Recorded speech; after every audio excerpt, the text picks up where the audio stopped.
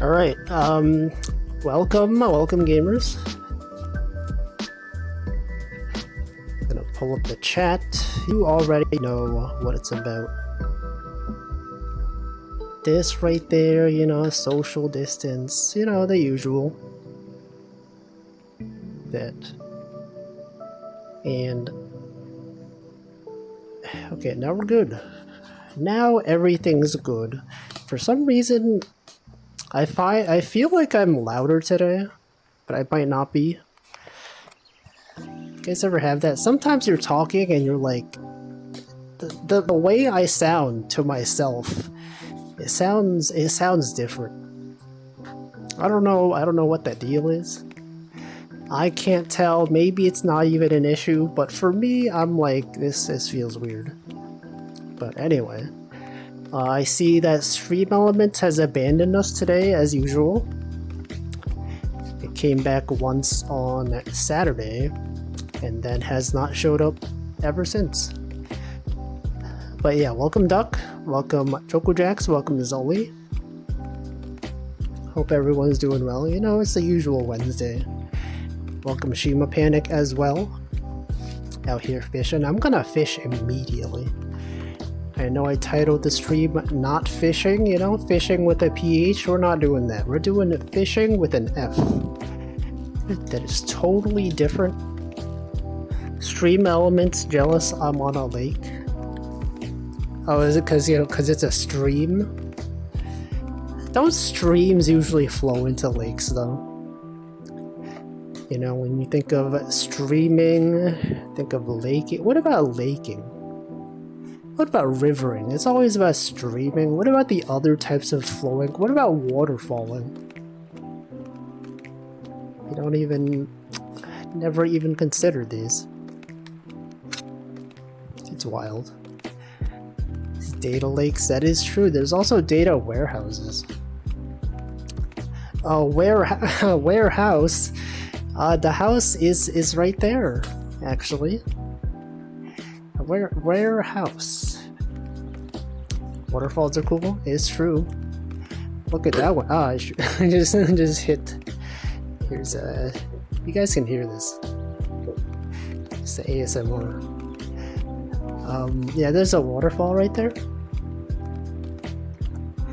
And as someone who does data lakes about why people do data lakes, it's just you put all your data in there, and then you process it later.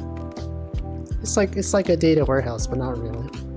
Yes, it is intentionally unstructured. The data warehouse is where you have structured stuff. Anyway, so today I've completed my second day of work, and also welcome to Genie System. And it's pretty much, kind of similar to yesterday. Welcome Chicken Coop.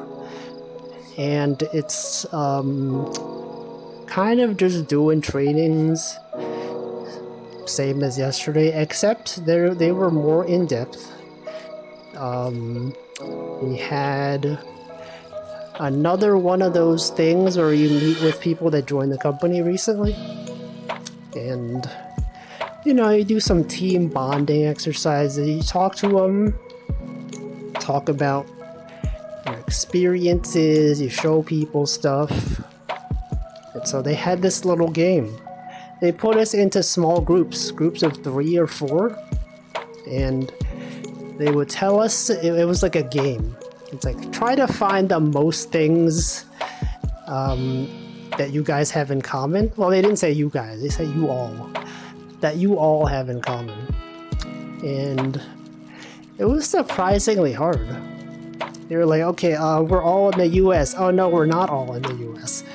These people are remote. There's people all over the place. And then we're like, what about movies? You guys like movies? And I was like, I don't really watch movies. So you guys see the new Barbie movie? I'm like, I have not seen the new Barbie movie. Did I find the whole life weave? I don't think they exist. And also, if they did exist, I would not want them to know. But you know what we agreed on? We had 3 people in our group. And I was like, oh shoot, I don't know what to. What you guys like iPhones? You guys have iPhones? Yes, all three of us had iPhones. All three of us preferred Mac OS over Windows. And then we all liked curry. You know, curry was pretty good. Talked about food. I forgot the other stuff. Travel, we've all traveled to places. But it's like, it was surprisingly hard. We found like 8 things in common. The other teams, they had like, what, like 12 or 13? And like, when you think about it, you're like, how is it even possible? What would be like the most obscure thing you have in common? You'd be like, oh, you guys like VTubers? You guys have games on your phone? I bet none of them had games on their phone. They didn't seem like gamers to me. They seemed very normy, which is fine. Not everyone understands the struggles that gamers go through, you know? Okay, a Demon Marcus Art. Welcome to the stream.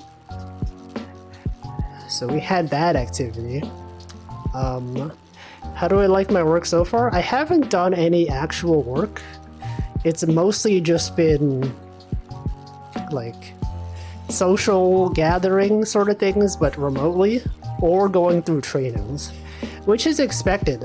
I was surprised. This company actually puts a lot of time into like having you learn the systems. Like in some places you'll join and then immediately they're just like, okay, well, here's the code base, here's the architecture, here's like some project you might be working on. But this one, they've allotted like a bunch of time where you just like the first week is basically they expect that you're not going to actually do any work. And so it's just like, well, you just take the time to talk to people, learn what people are doing. Also, welcome Nabanon. That kind of stuff, which is nice. There's no pressure. I haven't even seen their GitHub yet. But I like it. Everyone's nice. Everyone was nice to talk to. Like, I've worked at other places where, like, some people were nice to talk to, some people were, like, kind of socially awkward. Everyone here was, like, good. They're all, like, good at talking. They all seem nice to get along with, which I appreciate. And another one of those socializing sessions is kind of just like, okay, you have like, find something in your room to show people as an introduction to yourself. And I was like, oh god, there's nothing in my room. I don't want to show them like my like anime stuff, because I don't need them to know.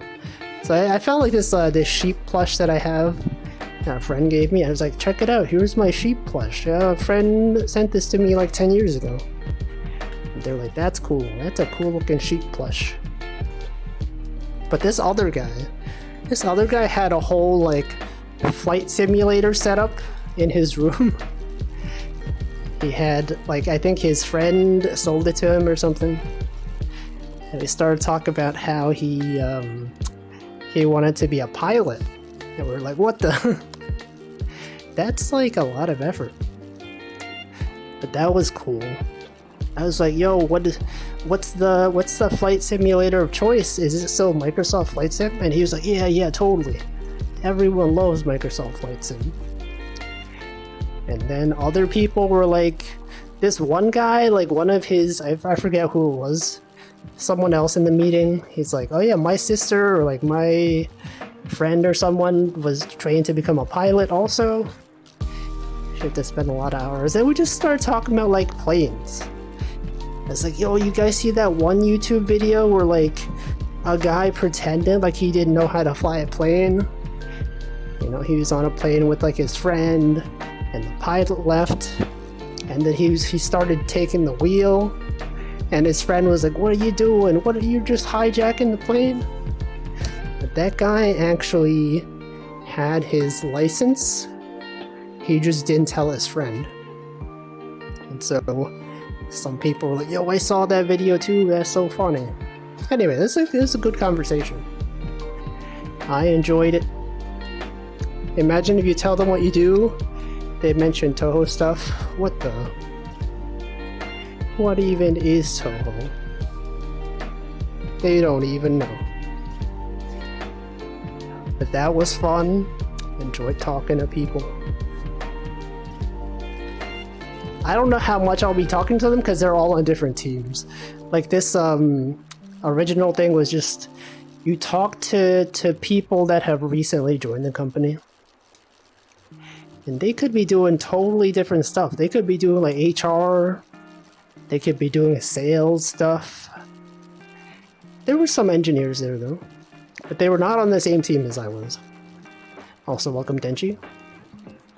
He's like working in Flash. Well, they also, the previous company I worked at,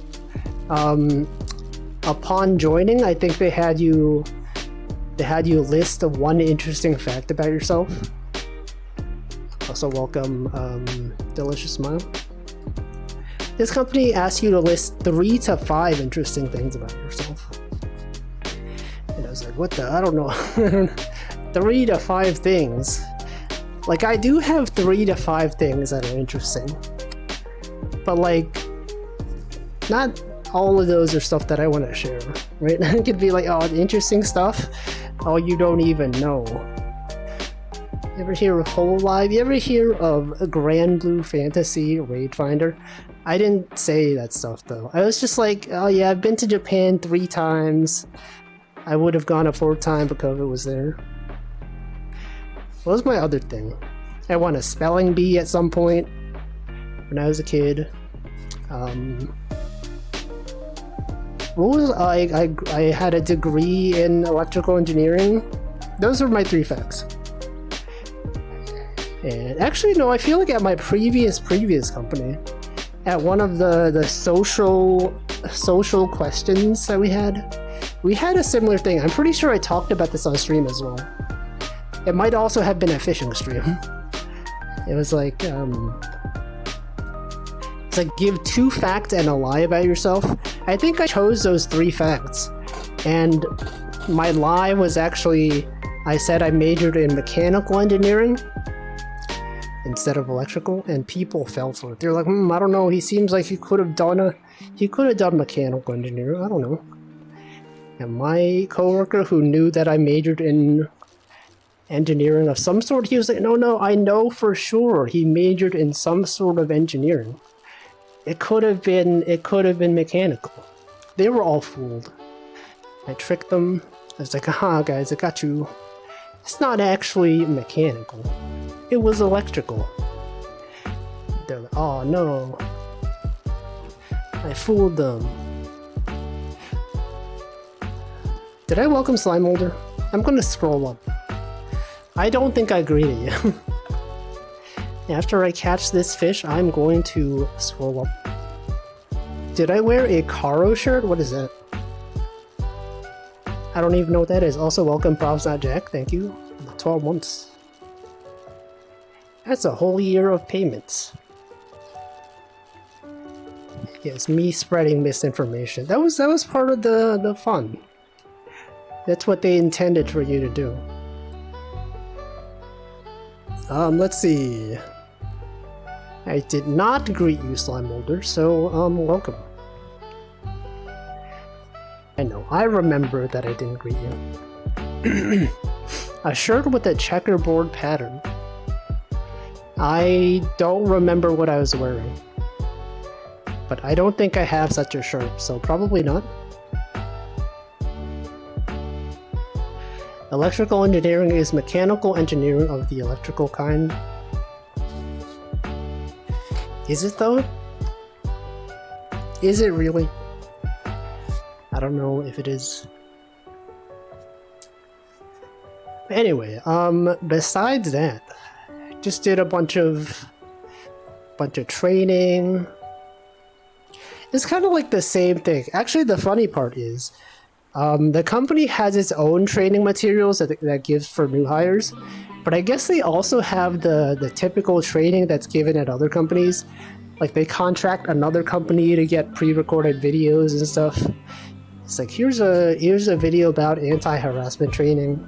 Here's a video about like cybersecurity. And they actually for the outsourced videos, I think the provider they used was the same as one that I've seen before. I recognize the actors in it. I recognize some of the stock photos.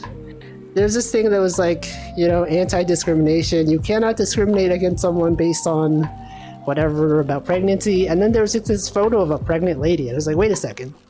I've seen this one. This was used at like a previous company. And like the training videos were the same. They had these like British actors. Also, welcome to Cast Channel. And I recognize them. The plus side is that I feel like, so like at previous companies, I had it so that when they show you the training videos, you could not speed through them. You could do it with custom JavaScript, but this company allowed you to do 2x speed. At their own videos, they allow you to do 3x speed, or 5x speed. But they allowed you to speed up the third-party videos, which was nice. It saved a lot of time. And like they all have captions, so it's, you know, a lot of people when they watch videos at fast speeds, they're like, how do you understand anything? But there's captions, you just need to read the captions. That's it. See, software engineering is not engineering. It's true.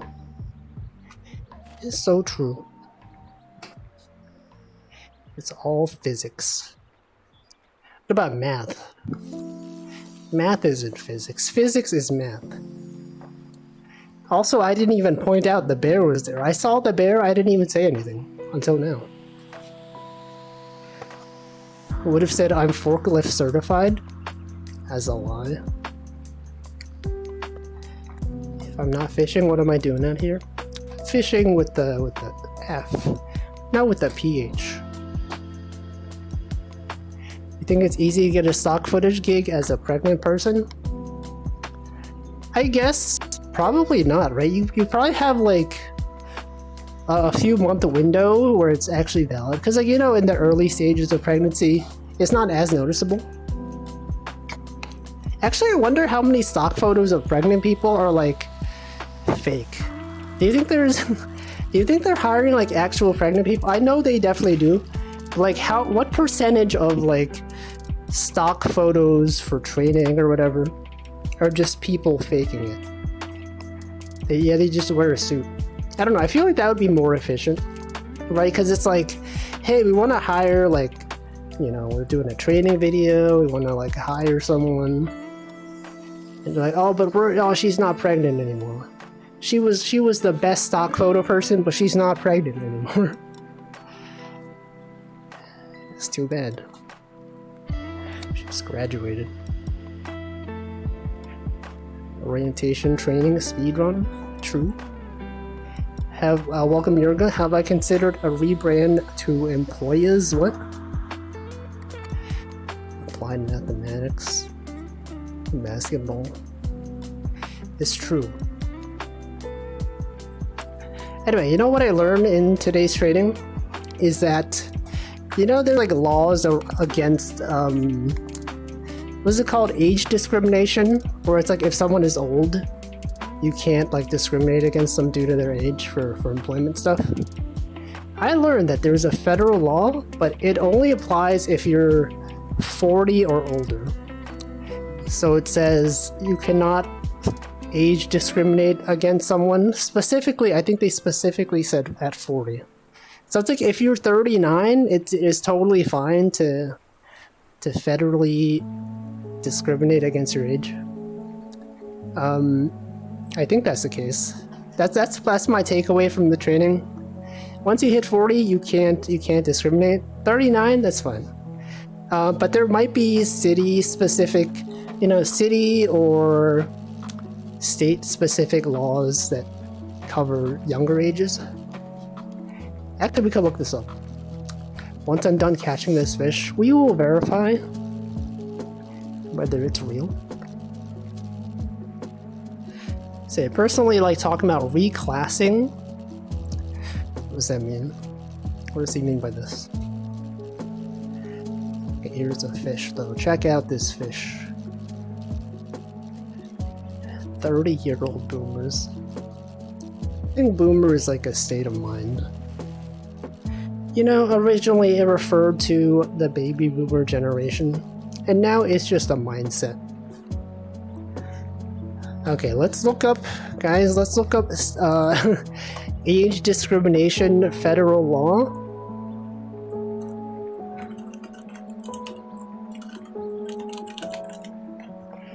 I think it's, yeah, look, it is. I learned something today. The Age Discrimination in Employment Act of 1967, ADEA, protects certain applicants and employees 40 years of age and older from discrimination. That's right, it's specifically 40. So if you're younger than 40, they are allowed to discriminate against you on age. Which is interesting. Like, how did they choose 40? You think, like, once someone's like 39, they're like, oh, we're gonna discriminate against you. And then they're like, oh, just you wait, next year, then you're gonna get it. And then they come back at the age of 40. And it's like, oh man, we were gonna discriminate against him, but now he's 40, so we can't. Reclassing rather than rebranding or re-educating. What? What's the context for this? I'll read this comment about rebrand to employees. I still don't understand the comment. Stepped out of the boat. Did I? No, it's totally not. Explains why no one can get junior positions. Yeah, junior position, you have to have 2 years of experience. And that's it. That's how it is. I don't make the rules. You just have to do it.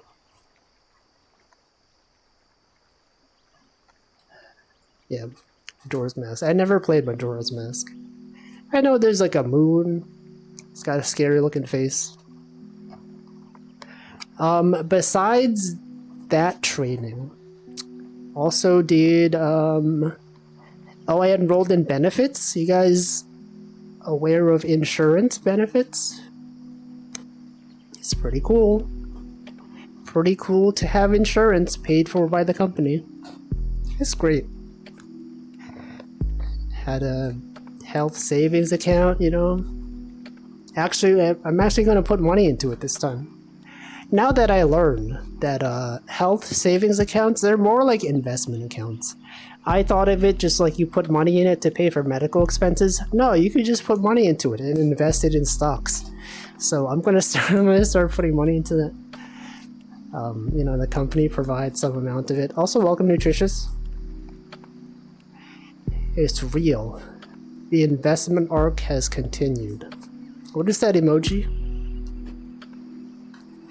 Is that a face with the speed lines? Is that the number 3 in Chinese or Japanese? No, I mean with the face. Yeah, what does the face represent? It's fungible. Just keep all your healthcare receipts and you can pay them off tax-free. Yeah. It's got the triple tax benefit. It's pre-tax, you know.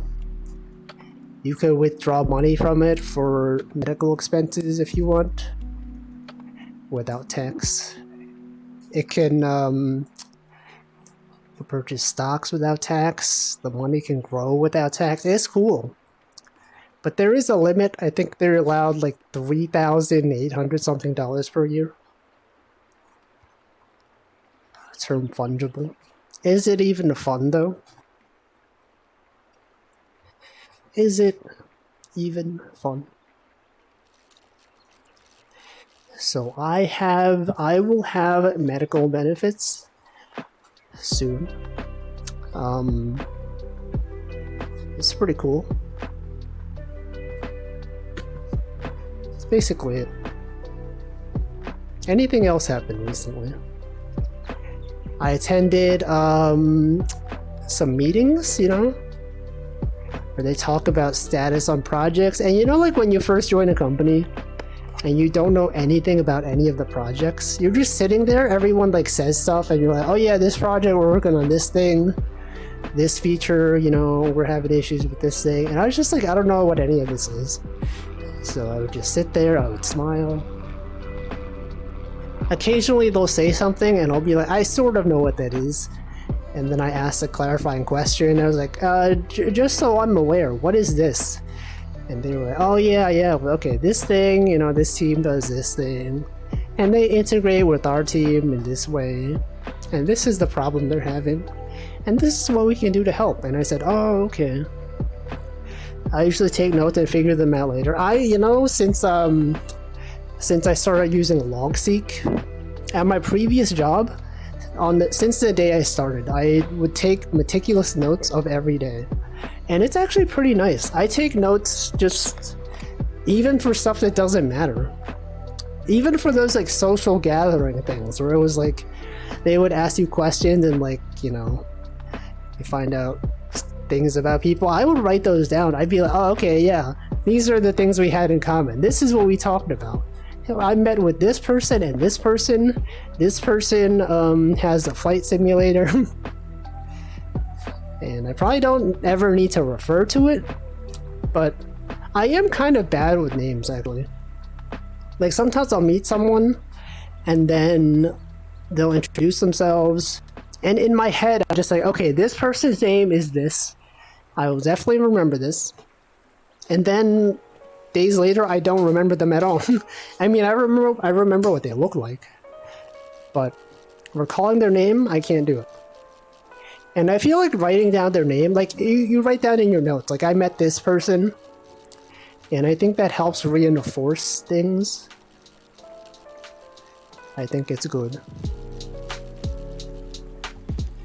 And actually, one of the people that interviewed me for this job, I totally forgot his name. And so like when he messaged me to be like, hey, welcome to the team, thanks for joining. In my head, I was like, I don't know who this is. But then I was like, wait, is he messaging me because he interviewed me? And then I looked at my previous emails from when I was interviewing. And I was like, oh yeah, this guy. I know this guy. Hey man, I totally know who you are. Logseek doesn't work for you. I think you just need a system that works. There's like, you know, it's pretty freeform. You use it like a journal, but like in each line of the journal, you can tag stuff. Do I doodle a face or maybe call them the glasses guy in the notebook? No, I just write down their name. I think just writing their name causes you to remember. Actually, there's this funny thing. In yesterday's meet and greet thing, you were like, you had to give one interesting fact about yourself. And one of the people, his fact was that he's really good at remembering people's faces. And he was like, yeah, I'm really good at remembering faces. For example, so there was another person who joined and he was also in the call. He was like, I remember I met this guy at a programming conference 6 years ago. And the other guy was like, wait, holy frick, you were there? And he's like, yeah, totally, I remember so well. And he was like, wow, I'm sorry I didn't remember you at all. It's like, it was impressive. Literally like 6 years ago, went to a conference, you saw this guy and you think, oh yeah, I'm gonna remember this guy. I think that's cool. I don't have such a skill. See, the other day I was checking out what kind of software was already available. Was thinking of requesting Logseek. Going through repos, I found both. That's cool. You need approval for that kind of stuff? You can't just like download it on your own? You could probably do it, right? Just go to the website. You can't. I like using Logseek though. It was like that time when I was in college and I tried installing Dwarf Fortress. I thought it was like on my personal machine. I typed, you know, sudo install whatever Dwarf Fortress. And then I was like, oh shoot, wait, I thought I was SSH'd into my own home. But then it said, you know, when you use sudo on a computer, it says this will be logged for the administrators. So I did that, and then the next day I saw it was installed. So I'm pretty sure the administrators saw me try to install Dwarf Fortress, and they were like, okay, sure, I guess we can allow this. And they did. The fact is that I'm a streamer. Like, I could have said that. But I feel like their follow-up question would have been like, where do you stream? And at that point I would have been like, I don't want to tell you. I simply do not want to. You can't remember the face of your next door neighbor. How long have they been your neighbor? See, Nutritious said, I hung out with a guy for 2 years in grad school. Called him Charlie, only to tell me his name was Theo. Doxed. Theo has been doxed. There was a time, actually, at my previous job where I was working with, like, there was this person on the QA team, and we had definitely spoken many times, and I forget what the situation was, but there was one time when I had to, like, type their name in on Slack for something. I think I had to, like, send them a link or something. But they were, like, physically, like, next to me. And they're like, oh yeah, send me that link. And then I went on Slack, I started, and then my brain just blanked out. I was like, I totally forgot her name. It's like, oh yeah, I forgot your name. And then she told me her name. Was like, oh yeah, thank you. It's funny because we'd both been at the company for like 4 years at that point. You know, stuff like that happens. I feel like if someone forgets my name, I don't mind. But I might be concerned if, like, someone... If it doesn't work the other way around. Like, if someone's like, I can't believe this guy would forget my name. We've worked together for so long. Also, welcome NanoNan. Let's see. Might have better luck compiling myself than downloading a binary? Perhaps. How do I use Logseek exactly? You just write down stuff you think might be useful. You review your notes regularly or just when you feel like it. I've done a video where I talked about it. Basically, here's what I do, okay? Every day, I have different pre-made sections that I write every day. So let me give you an example. I'm gonna do this again, guys. Logseek. I'm gonna go through a Logseek example today. Can I just make a new one? They have like an example you can use. What is that? Try it out. Live demo. Live demo. Hold on. What is this XKCD?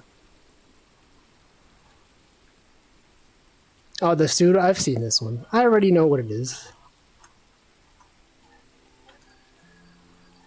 You can use it to journal everything that comes to mind in a structured way. Exactly. So, okay, so every day in Logseek, you have a daily journal. Welcome, Marklar. You did not tell me about it. So you have, you automatically get a journal for the current day, and you could start writing stuff. I'm gonna delete all this stuff. This is just an example. So we go delete this. And so here are the predefined sections that I tend to have. I have different sections. I have a different work one. I have one for personal stuff. So for example, for a personal one, I always have a section called journal where I'll just write stuff that happened to me that day. I'd be like, you know, I don't know, worked on project And then I could name the project maybe. I could be like, I don't know, went outside. I went to restaurant with John or whatever, right? And now you just put anything that you might want to refer to in the future in like these double brackets. And then you say, okay, I went to restaurant with John. I have like another section for media. This is like potentially interesting like videos I found. So like you could be like interesting video about a cat, and then you do like you link to the video, go to like just make this into a hyperlink. You could tag it with YouTube, and then whenever you want to find interesting media you found, you can just go to the media tag. It'll list everything there. Let's say you watched a stream, right? If you watched a stream that was good, you could be like, you know, very cool northern lion stream where he did this, and then, you know, just link to a moment maybe. Cats. Media. Besides media, I have one for streaming. It could be like, whoops, streaming. It could be like played, catch and release. Rated, I don't know, John. Let's say I rated John, okay? And then I could be like, okay, here's John. Maybe John is the person I know. And click on John, and he says, okay, here's all the mentions of John. I see on this day I went to a restaurant. I rated him. Go back to the journal. Welcome Ranmu. And yeah, it's cool. What else do I have? Journal, media, streaming. This is for like personal stuff. I might have like miscellaneous. Oh, I also have news. I have like a news tag. So let's say like miscellaneous is for anything else. Let's call it misc. And you know, stuff that's not related to any of these categories. I could be like, what happened in the news today? I don't know. Some news event. I do hashtag news. And then if I refer to it in the future, I could be like, oh yeah, what are some interesting things that happened in the news? It could be like global events. It could be, you know, like VTuber news. I'd be like, oh yeah, someone graduated. It'd be like, you know, Vesper, write about Vesper Noir graduated or whatever. You could do to-do. Actually, here's a useful thing. Some people, they have a to-do list and they just have like a separate note thing for it. I just put this in my daily section. We have the miscellaneous section. I'd be like, to-do. Read that one blog post, right? Whoops. And I'll just leave it here, right? And so if you want to check all of your to-dos, just type to-do. They have a separate page and it'll show you all the to-dos. And it's all listed by date. You can mark them as complete from here directly. You say, okay, read that one blog post, click it, it's done. You go back to the journals and it's like, oh look, it's done, it's been checked off. So that's cool. So this is what I do for personal stuff. For work, I have a slightly different setup. So I will delete this and demonstrate stuff what I do for work. I have different setups for work. How do I delete everything? I just do this. Okay. So for work, I have I take meeting notes. You know, I might have like meeting. I'd be like, oh yeah, who was in this meeting? John was here. John. Here's what John talked about. Talked about blah. Right, whatever. A meeting. I have status. Okay, you know, like every day you do like a status update. You know, yesterday I worked on this thing. I worked on this thing. Sometimes, you know, when you're talking about this, you're like, oh, I don't remember exactly what I did yesterday. Well, if you keep track of status, you know, okay, status worked on blah. You know, pushed this PR to GitHub or whatever. So that's easy to refer to. Yeah, status updates, you could put that there. What else do I do? You could put code blocks. It could be like, here's like a problem I had, worked on blah, had issues with XYZ. Here's the resolution. You put the code block, you'd be like, okay, I don't know, example. Okay, and then it just, here's how I fixed it. And then like when later you'd be like, okay, here's oh, I had this issue several months ago, but I don't remember what it was. You look back, you look at the status, you worked on this thing. Usually it's more specific. You'd be like, worked on blah. Let's say blah is the name of a project. Project A, right? You tag it, you're like, huh, what was that thing I worked on? You click on Project A, and it's just there. Anyway, let me actually read chat. Well, I'm really far back, huh? Yeah, this was 5 minutes ago. Had a dream with a circle of regular-sized people in chairs. Wolfie's 3D model climbing into the chair and turning to me with a resting smile face. What the? That's wild. He always says, dislike that it automatically updates the days for me. I mean, you could just scroll down, right? You could just, if it makes a new day, you just scroll down to the previous day and just put your notes in there. I do that sometimes. Anyway, I take these notes during meetings after I work on something that might be useful to keep track of later. And you might think like, oh, I don't even know what's going to be useful for later. Just keep track of everything. Just write down everything. Yeah, at some point later, you will thank yourself. Be like, oh man, I really wish I knew how to do this thing. Armored Core. How do I sync this stuff? You could use whatever you want. It's just markdown files. Welcome, Danny Boy. You could use Dropbox. You could use SyncThing. I think they have their own thing you can pay for, but I don't use that. It's my oldest meeting note. It was when I started my previous job. It was back in September, the day after Labor Day of last year.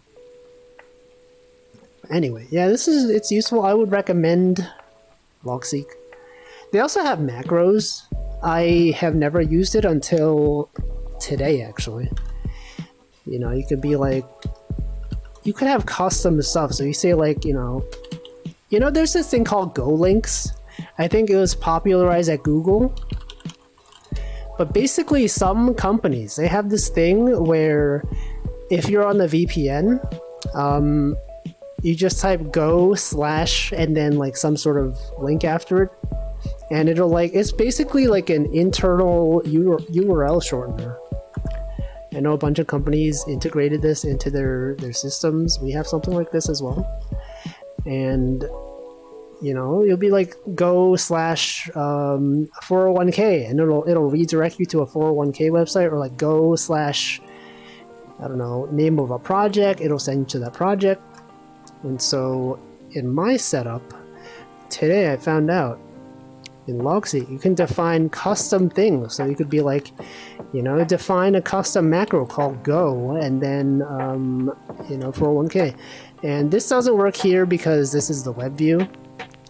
But you could program it so that this thing will then expand to something like,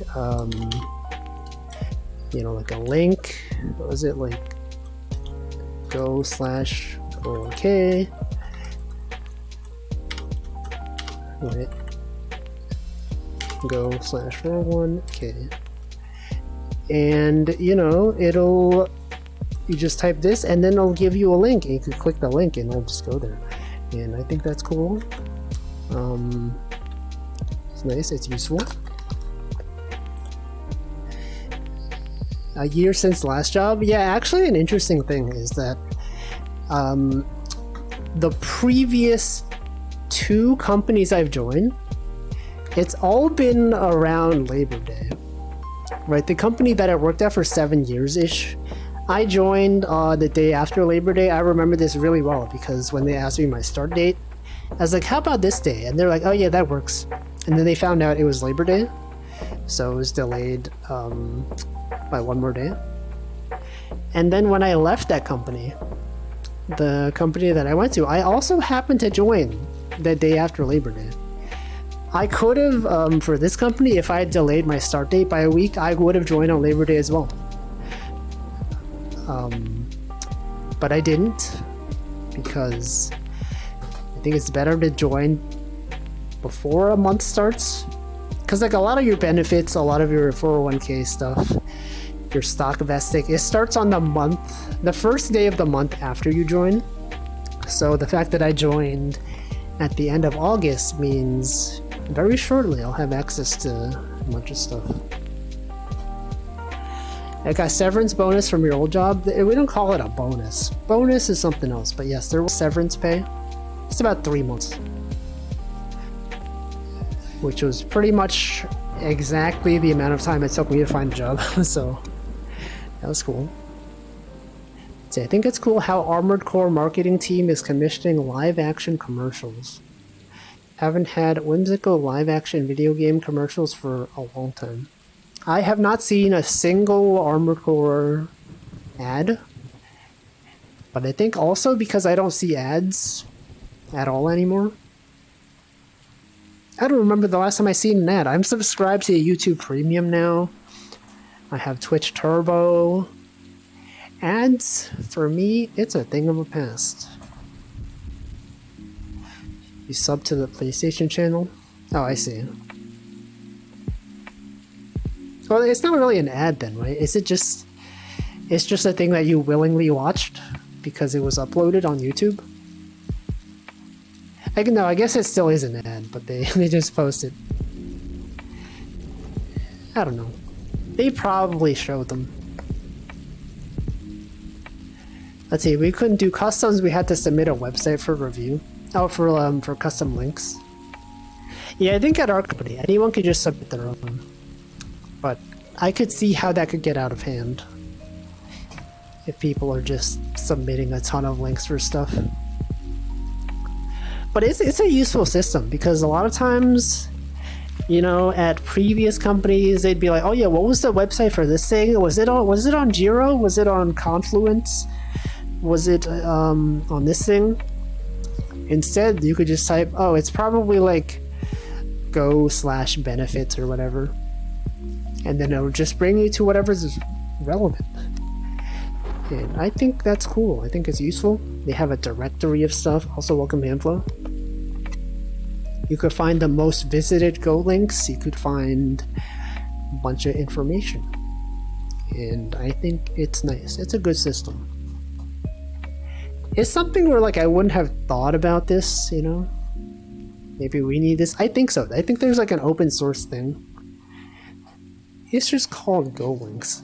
And I think it did originate from Google. Go links are an intuitive, easy-to-remember short links shared by teams. You just have Go and then a slash and then a thing. There's a directory, company-wide links. It's nice. You have to be on the VPN though. The most visited link was just SAP. Super Auto Pets.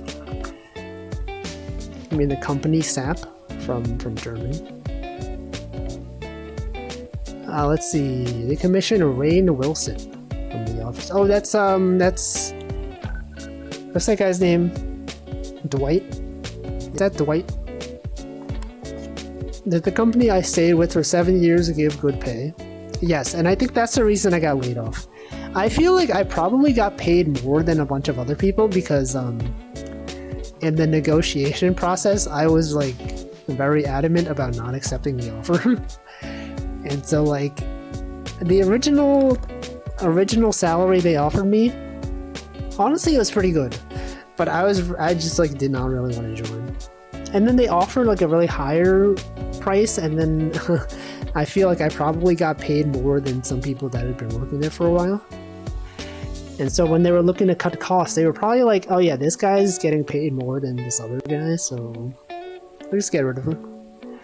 But the current company that I joined after getting laid off, the base pay is not as good. Holy guys, check it out. We got the Loch Ness Monster. It's back. Well done. Also, is this music lo-fi? This doesn't seem like lo-fi to me. Anyway, okay. I'm gonna zoom in. Gonna see a Loch Ness Monster right there. Are you gonna see in this? Look at it. There it is. There's a fish on the line. Okay, it's gone. You don't see it? Oh, too bad. What was I talking about? I don't know. Oh yeah, salary. The company that I joined, the base salary is not as good, but they do have like a bonus every year. And if I account for base salary plus bonus, plus the fact that they do 401k matching, which my previous company did not do, ends up being about the same. But they also have stock, which is nice. The previous company I was working at was like a private company, and so although they gave you stock options, it's pretty much not worth anything because it's not a public company. But this company, they are an actual, real public company, and so the stock is actually worth something. And with that, it is actually, the pay is much better. So looking forward to that. That's nice. It's like it was planned. How is GoLink set up? No, it's just a VPN. You have a DNS resolver. You just set the DNS to Go. Go is the base domain. It's a based domain, okay? So wait, Confluent is at least something of a knowledge base. Oh, that's freaking loud. Thunder's loud. Yeah, I think several other companies I've been at, they've used Confluence as a sort of like wiki of company information. But that documentation always goes stale. You know, they'll be like, oh yeah, check the Confluence. We wrote documentation about this a while ago. And then you read it and it's like, none of this is up to date. You know, a lot of times at companies, they just write things in random Google Docs. And, you know, that's where the source of truth is. It's kind of like how people document mobile games, right? You ever play like a gacha game and they don't have like a wiki? Just a bunch of people setting up their own like Google spreadsheets that have information. And then they have like a Discord where people link to the most used document. Oh yeah, for this guide, you want to check this guy. This is this random John 123's Google spreadsheet. It's the latest information, and everyone just checks that. And so a lot of places they just have stuff like that. They're just like, people just know that this is the Google Doc to go to. And if you're new to the company, those are totally undiscoverable unless you talk to someone and they point you at that document. But yeah, we have Confluence as well. It's a bunch of places where data is stored. Sort of them. Anyway, they seem really organized. You know, Go links, they got stuff, got data. They got trainings, everything is nice. Interesting thing also is that every company has their own set of like Slack bots that they tend to use. And wait, is my freaking I was like, why is no one saying anything? I think my my chat was not showing up for some reason. I've just been talking, I just assumed no one was talking. This has not been updated. It has not been updated. Okay, well, I should hydrate. I'm gonna hydrate first. and then I will catch up with like the 5 minutes of messages that I missed. So I'll do that now.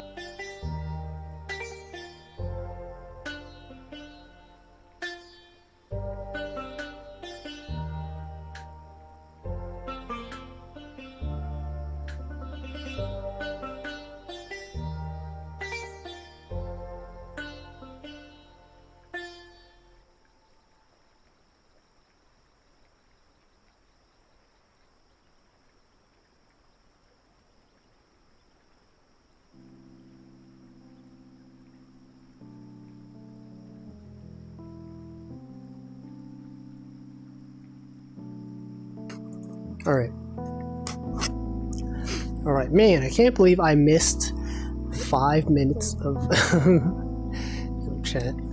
Okay, let's see. You guys ever, streamers, you guys ever do this thing? You're just talking and no one's saying anything, but then chat just disconnected. Also, welcome Rockin' Panda. Jazz, yeah, it didn't sound like lo-fi. Low fidelity, not lo-fi. Yoruga says, my company dropped the "We Are Family" line and then rejected my request for a raise. You don't want a company to say we're family. That's like the last thing I want to hear. It's like, you're not family. You're my employer. I'm an employee. Don't treat me like family. What, you guys pay your family? No. Usually, you know, with family, unless you owe them something, you don't pay. They offer to do things, okay? When companies tell you we're like family, it means that they expect you to just do stuff for them. I don't know. That's probably not what they intend, but that's what I feel like. I'd say it doesn't help when Confluence is for all departments. Yeah, that is true. Sometimes like marketing will have a thing, and they have conflicting terminology. It goes stale. Started Blue Archive a week ago. So many spreadsheets. There's a lot of them. We have data. First time in Enterprise? No, I've been in Enterprise before. If you don't have a link collection in your Confluence section, it's over. It's probably over even if you do have it. I quit the family company. Also, the person that said that ironically got laid off. Interesting. That's too bad. It's too bad. Yeah, I get surprised sometimes when like the people that get laid off are like the people that have been like the most knowledgeable. You know, a lot of times you assume people get laid off because they did not perform well or like, you know, or whatever. But now I know it's not the case. People can get laid off for just arbitrary reasons. Like me. No, I probably got laid off because I got paid too much. They needed to cut costs. Family like drama. See, the opposite is also true if you have to do things across departments. For documenting stuff. Welcome, Bunzel. I got laid. This was 3 months ago. You missed the whole layoff arc. We're back in the employment arc. So it's fine. Are those levels said FYI numbers real? The salary that I got paid at my previous company that I got laid off from was significantly higher than what was listed there. So like if those numbers are valid, then I would not be surprised that they laid me off for that reason. It's like, oh, we need to cut costs. This guy's been here for like, what, 9 months? And also the project he's working on is not critical. Let's get rid of him. Anyway, it's fine. I know for sure it was not performance-based because my manager at the time, he actually didn't even know that they were doing layoffs until like the day before. And he had no say in it. Basically, the entire team I was working on was laid off. And, well, I asked him, like, when I joined this company, they asked you for 3 references. And he was very glad that I asked him to be a reference, so We'll assume that he wrote positive feedback. Got in when the market was super hot. Yeah, I feel like last year jobs were willing to pay much more. And then I feel like it's been on a decline the past few months. But apparently it's back. Apparently the tech job market is back. Also, Yurga, didn't you say you joined a new company? Or like you left a company to join another one? Is that the security one? You said you were interviewing for like a security role. And you didn't know what security was? Or whatever. Is it that one?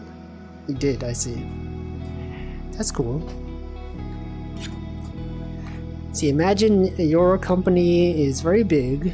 You have people that handle procurement of servers. You need to figure out who and how. Do a Confluent search.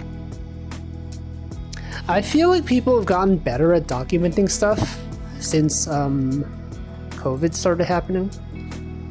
Because like a lot of times when you were in the office, a lot of it was like people would find out stuff via meetings or like, you know, just talking to people in person. You know, like if you had a question, you would just tap someone on the shoulder and be like, hey, do you know about this thing? And they would tell you. But since everyone started being remote, it's much harder to do that. And then people kind of had to start documenting stuff. Otherwise, people would be messaging you for stuff all the time. So I think that's good. Hopefully working conditions can get better with everyone unionizing. Tech workers do not unionize. Is there a tech worker union? It reminds me, I've only gotten 3% raise in at least 4 years. That sounds pretty bad. That's not even like, it's not even keeping up with the rate of inflation. That sounds bad. To figure out the services that your company uses to provision something like an internal S3 bucket. Hope they use like Terraform or something. See, I bombed the interview though. I couldn't answer all the fun vulnerabilities. Yeah, but you still got the job though. Although I assume probably if you don't do well on some questions, it probably lowers your where you fall on the salary band. I was a bit worried when I did the interview because I didn't really answer one of the questions. The programming problem they gave me. I was like 90% in the way there with the solution, but I couldn't get the final 10%. And so I was like, oh no, I kind of messed up. But I think they realized, they were like, yeah, this guy like knows how to code. I'm sure he would have gotten it given enough time. So that was cool.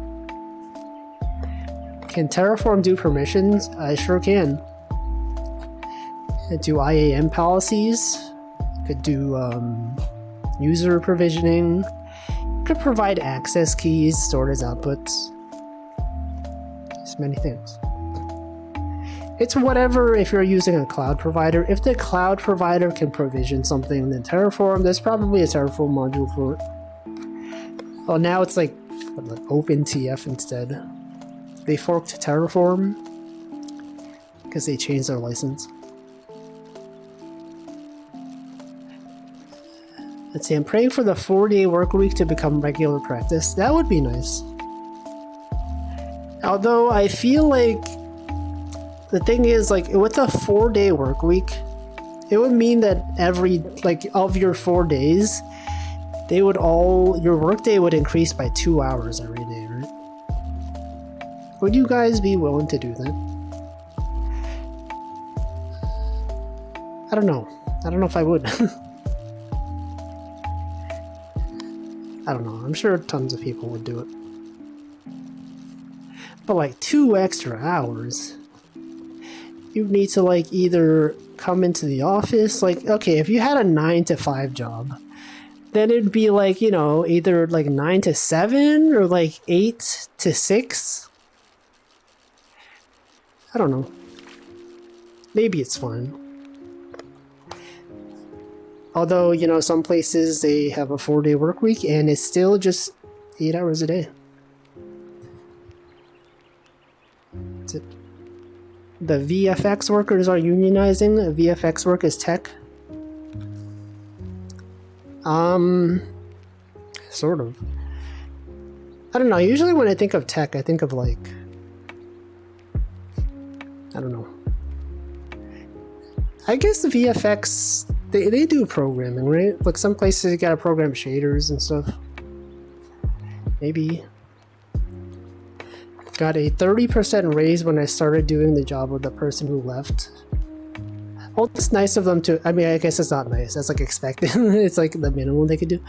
The fact that, you know, you could just be in the same company and get a 30% raise, that's cool. I found out the place I was working at for 7 years, they were definitely underpaying me based on my experience, stuff that I brought to the company.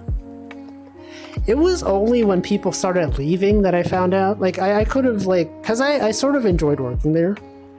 And after being there for so long, I was just like, yeah, whatever, it's fine. But then, like, some people in the company started leaving, and then they started talking amongst each other. And they were like, hey, this person just got a job offer from this company, and guess how much they're paying him? This much. And they're like, what the frick? They were definitely underpaying us. And then we were just like, yeah, we should probably leave. And then we did. And got paid much more.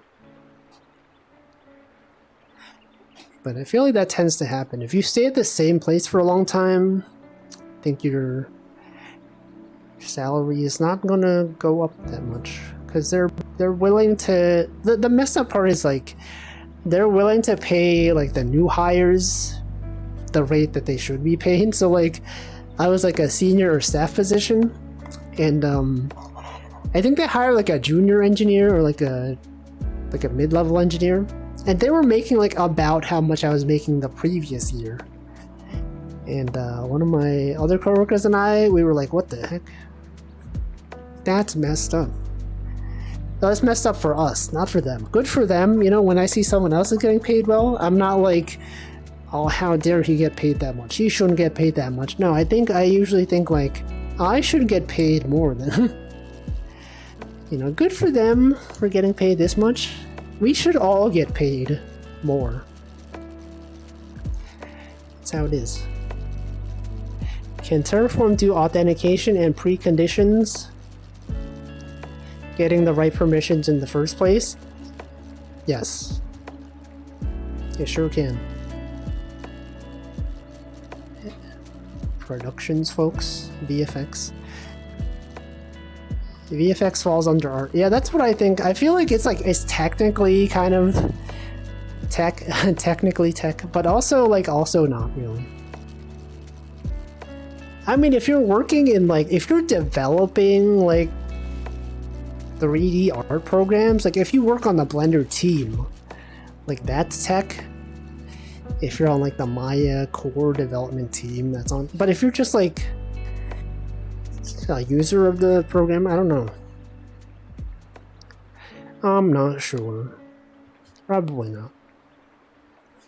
That's it. I wouldn't mind moving to the US to work for a couple of years. Well, you would need... I feel like it'd be complicated, right? Because you would need to get a visa. You need to get sponsorships. Some people, actually, at my previous job, when they were laying people off, there were some people that were not citizens, and so their stay in the country was sort of dependent on being sponsored by the company. And so some people that were there, they got laid off. And I feel like that must be an awful situation, right? You're like, oh frick, you have to find a job in 3 months, otherwise you could get deported. I don't know what happened with that person. They added me on LinkedIn and I saw some of their posts, but I did not see a post that they found a job, so I don't know if they're even in the country anymore. But yeah, that's messed up.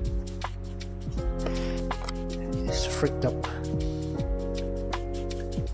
On the other hand, there was at one of the first jobs I worked at, there was some engineers that were also being sponsored by the company. And they were pretty good workers, but I think as soon as they got the green card or whatever, whatever the sponsorship is. What is it, H1B or whatever? As soon as they got it, they left for another company, and the manager was like so upset. They're like, what the frick? We sponsored this guy, and we're the reason he can be in this country, and he just left. I don't know. I feel like it'd be a tough situation to be in. But also, you don't owe your employer anything. You know, he was well within his right to just leave. Maybe he didn't enjoy working there. Maybe he just put up with the work just because he needed to. I don't know. Let's see, how often do you think you should move jobs? I don't know. I feel like now I get paid like pretty well that I probably like if I were to work here for the rest of my life. I know I just joined, but like I wouldn't mind. I feel like it would be fine. Probably. Oh, but let me scroll.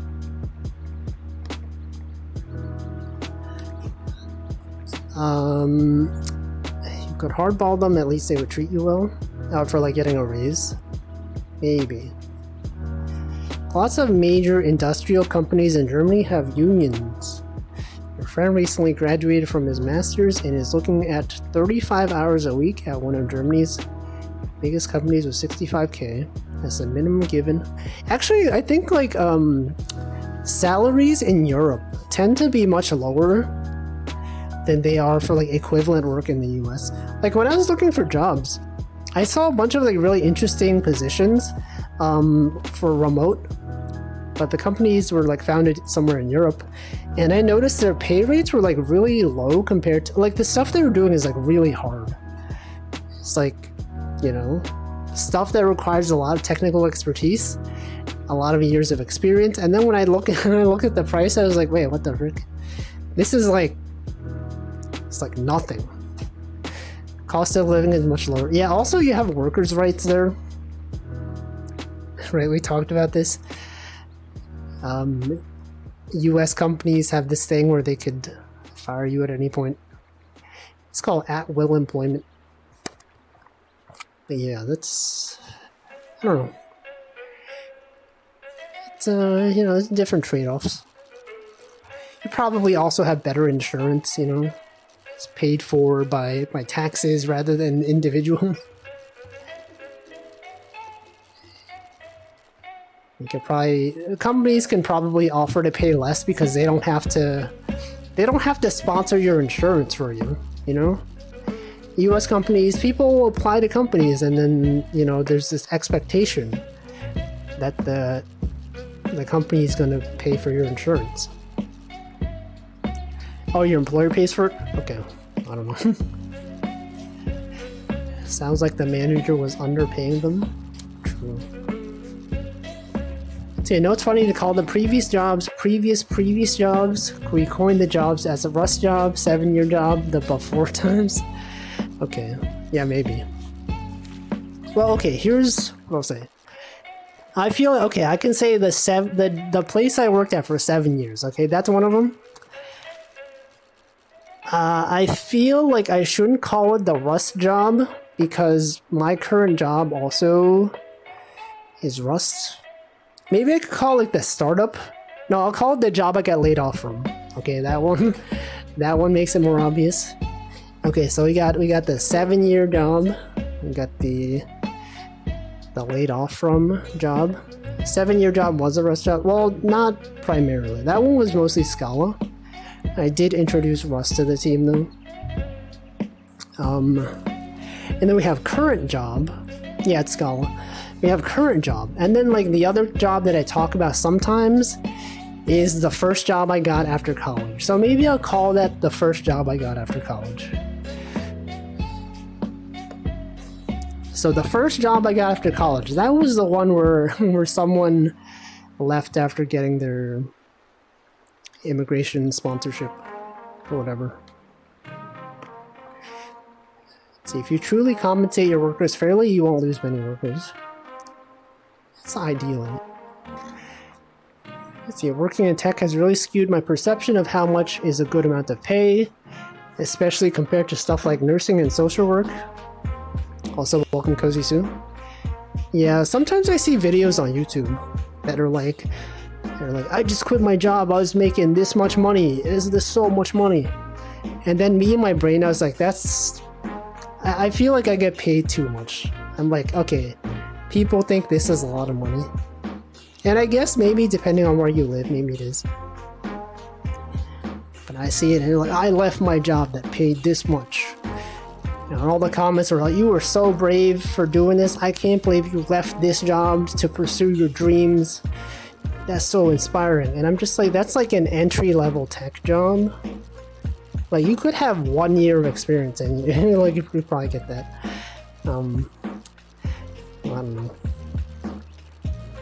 I don't know, you know, tech jobs, they pay so much. And we get offended when they're like, we'll pay you this much. You think about how long it would take to get paid that much at like any other job. It's like any other industry, I mean. Like, tech is so easy. We have so many benefits. You can work from home, you can do this stuff. People are out there like, you know, like doing actually complicated stuff. And they get paid like nothing. Anyway, I'm like really far behind in chat. I'm like 4 minutes behind in chat. See, meanwhile, Germany needs to go through many months of negotiations with government and union before layoffs can be enacted. Yeah, we totally talked about this. We talked about like the 6 months of notice that you need to give. If you want to like leave your job and you've been there for a long time, gotta give them a long time. Talk about insurance, we got Scala. It was in fact Scala. Let's see, I was technically not old enough to legally work my first job. In hindsight, it was pretty exploitative. Was it child labor? Were they illegally employing child labor? Could they be sued for that? Was it perhaps an internship? See, I think the price of property really makes a lot of money seem like not a lot of money. It's true, it depends where you live. The nice thing about like companies going fully remote, I think a lot of companies have adjusted their pay bands to be like New York / San Francisco based. So like even if you're working like remotely somewhere in the middle of the country, they will pay you the same rate that they would have paid someone from New York or San Francisco. Like I've seen when I was looking for jobs, several places would list like, yeah, we don't do different payment for different places. Everyone gets paid the same range. And the job I got laid off from, they were starting to do that as well. People would get paid about the same. Just get laid off really easily, that is true. Unpaid interns on the worst. Yeah, I remember like when I was like in high school or like middle school, the concept of an unpaid internship, like it seemed so common back then, but now everyone's like, oh, that's exploitative, and like it's true. It's true, but like back then, you know, like 15 years ago, it was like not that weird. You were 14 and paid under the table less than minimum wage. Well, that seems definitely illegal. Definitely seems questionable. Dijkstra's algorithm. 15-year-old. Do you have to pay state taxes if you're working remotely? I think if you work remotely, you tell them the state that you're living in. And yes, you do have to pay state taxes. I think like the current company that I'm working at, they have this policy where like you're working remotely, but you could, if you want, you could work from like a different location other than the state that you registered at. So like if you're in New York and you're working remotely and you decide I want to like go to like California for a month and work from there, you could do that, but they have limits. You're allowed to work outside of your home state for like a certain number of days. It's probably due to like legality reasons, right? I think a lot of companies, they have issue if you work from somewhere else for a long time, because then I guess it's like because you're working in that state that you should pay those state's taxes or whatever. But yeah, you can work from a different place, just not for too long. There have been some cases where like someone would go remotely, you know, they'd go to a different country, and then like, you know, even though they could work there, the company's like, please don't, please do not. I know you're in a different country, please don't work from there. And so they don't. It was a thing with COVID as well. Back when COVID travel restrictions were a thing, I think like we had some cases where someone like went to a different country and then the country enacted like lockdown, and so they paused all travel. And so the worker was like stuck in a different country and they couldn't get home. They did have their laptop, but I think the office was probably just like, please don't use your work laptop from there. I don't know. Aren't companies promoting return to office? Some of them. Not the company I'm working at. Thankfully, they're pretty good with remote work. Like we have a lot of people that live in New York and probably even within like 30 minutes of the office. But they're just like, yeah, you don't have to come into the office. You can if you want. You don't have to. State of living in despair. Yeah, the state. So you need to find out what I legally need to have unpaid interns so I can make an entire business based around free labor that looks good on resumes. Just pay them with exposure. Just promise them that they'll be known in the industry and that you will definitely serve as a reference for people to ask, you know, they're like, did this person work here? What was their job status? What was their title? Were they a good employee? Just make up answers. You're like, yes, they were the best employee. It is literally the best employee I've ever worked with. And they'll be like, thank you. Thank you, former employer. Yeah, with V-Bucks. Buy him the Fortnite Battle Pass. If your job involves hardware. Ironically, all of my managers are basically fully remote. That is the case. My manager is remote as well. Which I thought was interesting. Like some places they have it so that like if you're senior, if you're in a senior position, you can be remote. If you're junior or mid-level, you have to come into the office sometimes. And you know, I was talking about this on stream. I was like, yeah, I guess that makes sense. If you're a junior employee, you know, I guess it maybe helps to be in the office to learn things. But then people brought up like, well, if only the junior employees have to be in the office, then like who are they learning from in the office? It's just like a bunch of junior engineers in the office, and like who's gonna be there to tell, like if all the senior engineers are remote, like what's the point of the juniors being in the office? I don't know. I don't know. Because like your manager's gonna be remote, and so like they'll be dialing in. If you expose yourself to unpaid interns, that's illegal. No, I didn't mean that kind of exposure. You need to pay the artist with the exposure. Interns are for stuffing the envelopes and getting me coffee. Is that true though?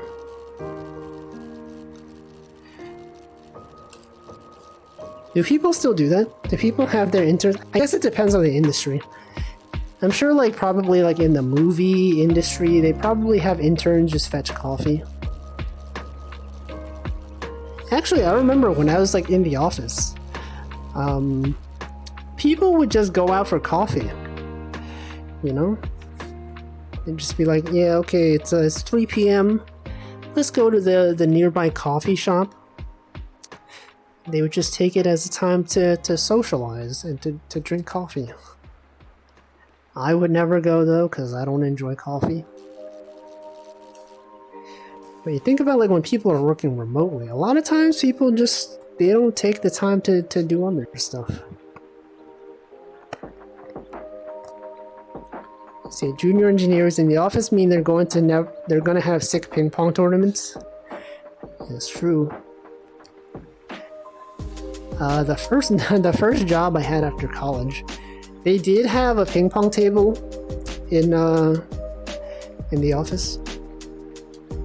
And some people would, they pretty much spend all their time playing ping pong. It's funny. You're evaluating a piece of software for work. This is work hours. Is it though? I don't know. Also doing the same. I'd say I missed that, but I also save 15 a day, another 10 for lunch, 10 for transport tickets. Yeah, you do save a lot of money by not going into the office. Welcome, Potato. I don't think I greeted Potato. Welcome, Good Cat Gaming as well. I'm gonna go into night mode.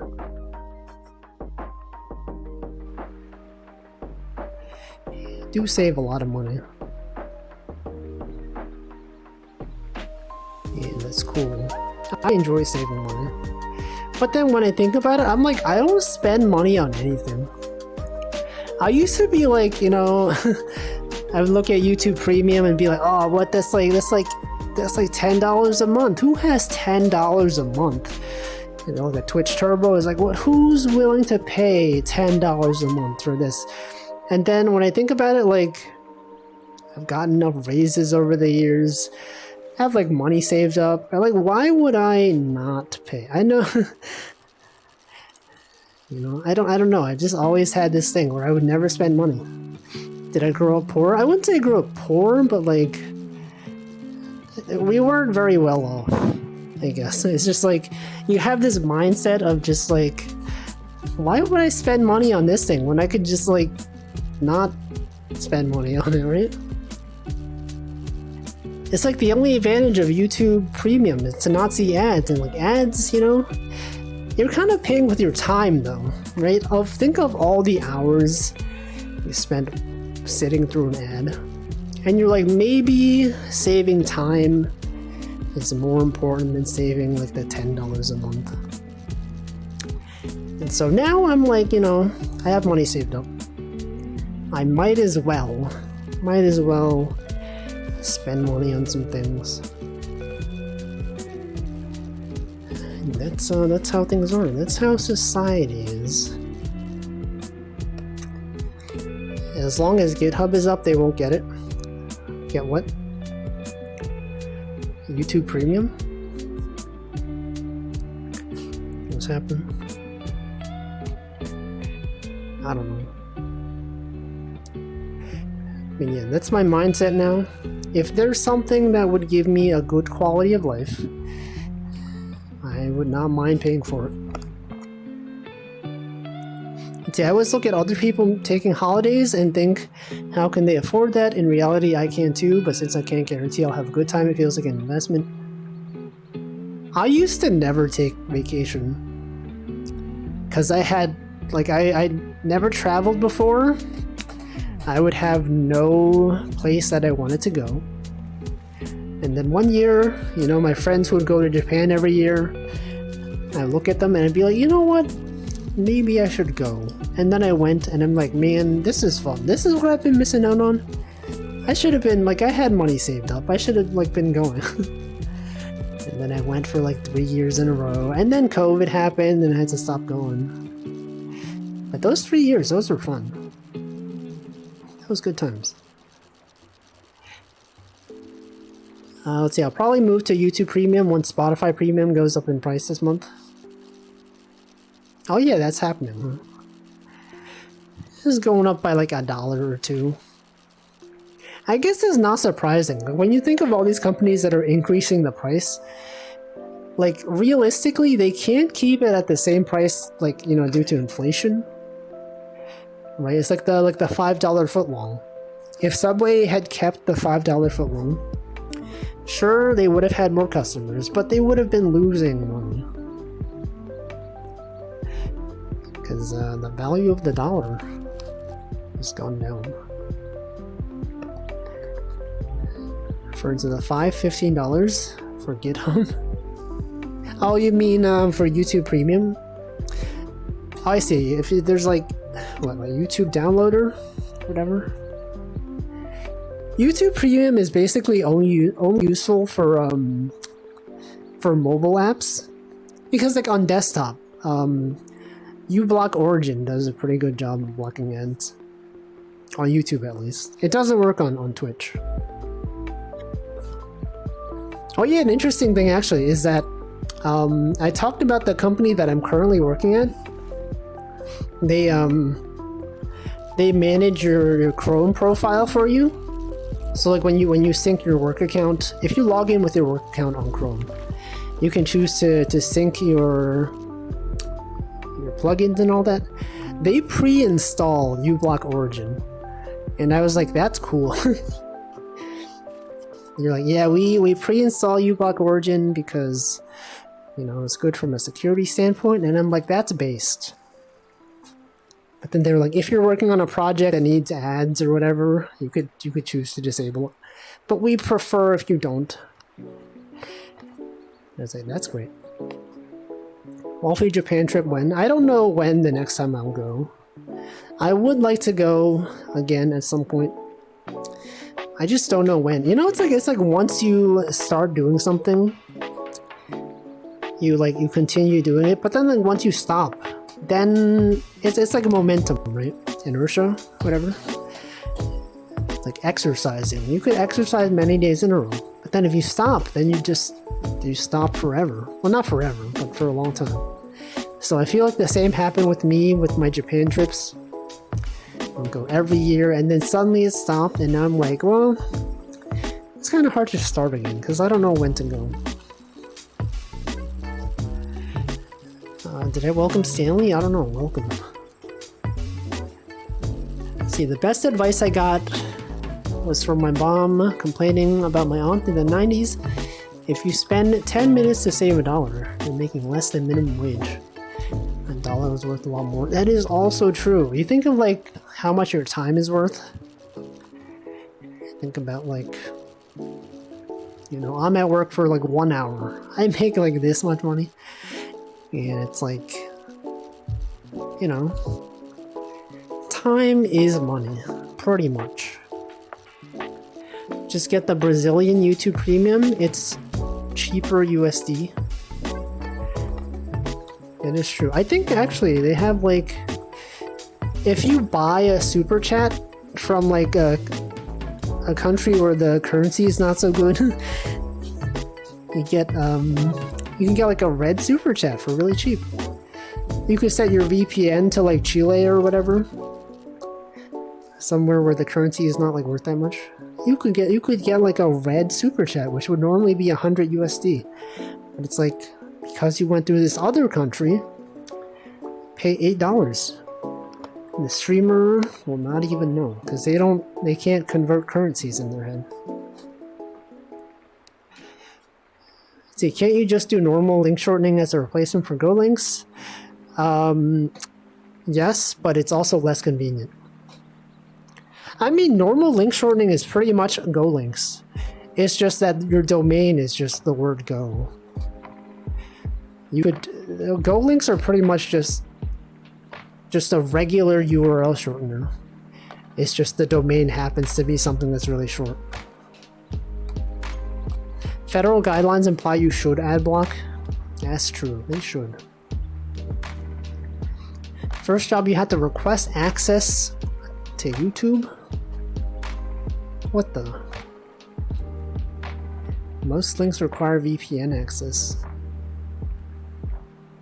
Oh yeah, I know if you're in like in the government, right? If you have a government job, your access to the internet is probably really restricted. That's how it is. Perma short link doesn't make sense. What's that mean?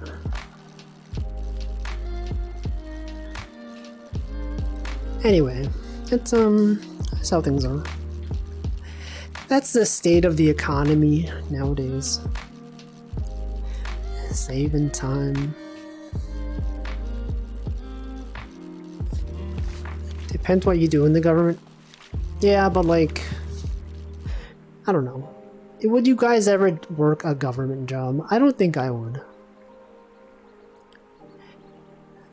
I mean, I'm sure like government jobs probably have good job security.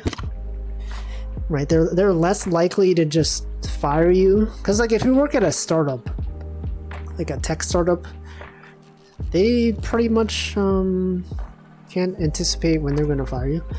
But in the government, I'm sure they have some guarantees. What? I would if I had a family. What? Only for ulterior motives? They have good retirement pensions here. Government.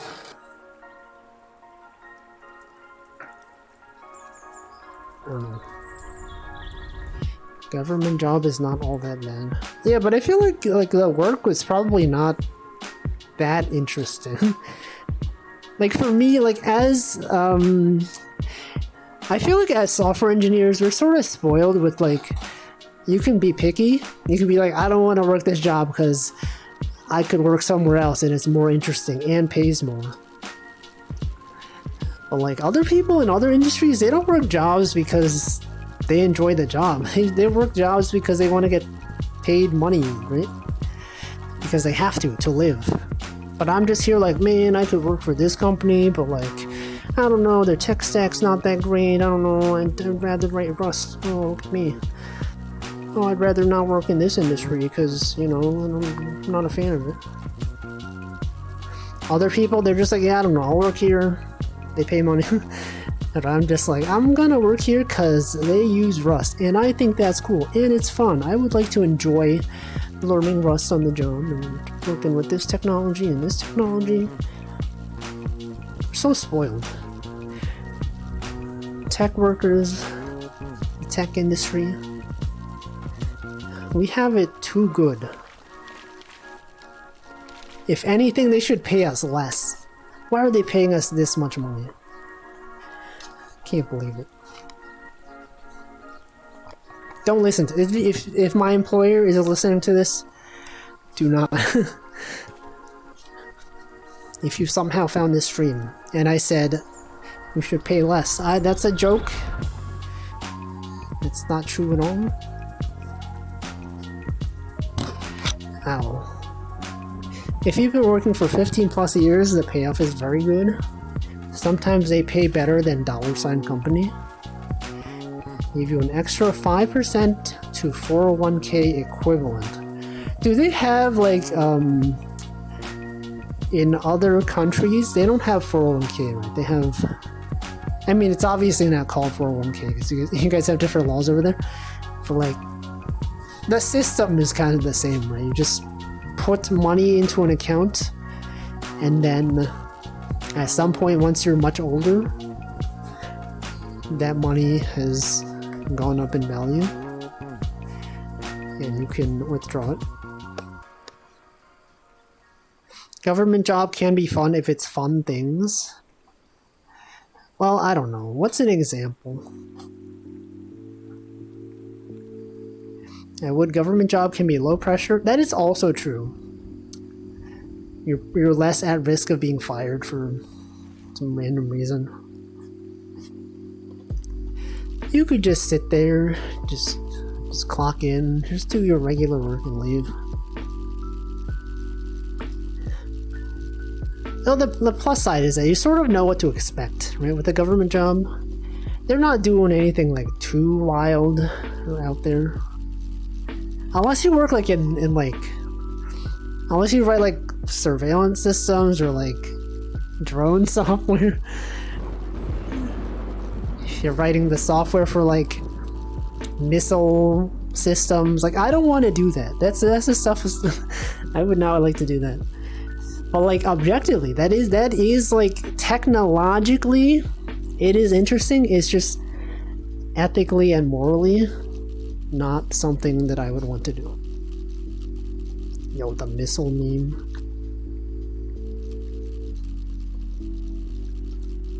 Going home and not have to think about work sounds good. Yeah. It's good. Mandatory 402k. Is that real? If you're not in the US, you can't use cloud providers for sensitive data since they are all US hosted. I see. Is this for like, it's for like GDPR? Like it has to be hosted in Europe? Stuff like that. Do you like to work in state or national park services? Not particularly qualified, but it sounds chill. Well, I'm sure that if you really wanted to, you could try. Actually, that's one of the issues with like, if you've been working for a long time and you want to like switch industries, like that's hard. You'd have to like accept a pay cut. Be like, I want to work on this thing, but then like, you don't know much about it. So you'd have to like sign up for like an entry-level position or whatever. That's how things go. I've had this problem. Like there was companies that were doing interesting stuff, but it was like not anything that I was familiar with. And you know, they had senior positions, but I don't know much about the technology. Also, welcome to Tonia. Well, I can't help you there. I don't know what to say. You don't know what's a missile? That's a secret. That is also true. Sometimes they just don't tell you what the thing you're working on is. I talked about this. I was like, I saw some startups that looked like they were doing interesting stuff. It's like, yeah, we're designing a data synchronization system for offline systems. So like, you know, people on airplanes, you know, flight attendants, they can synchronize data without being connected to the internet. I'm like, wow, that sounds cool. A novel algorithm for sharing data offline. And then you read closer and you're like, they've also been sponsored by the US military for like missile defense systems and drone software. And I'm like, oh god, I thought it was just a cool system for synchronizing data. But no, it's stuff like that. No, it is actually. They you look at the sponsors. They were sponsored by like Japan Airlines and like other other plane companies. But they were also sponsored by the US military, so I don't know. I mean, it is applicable for both industries.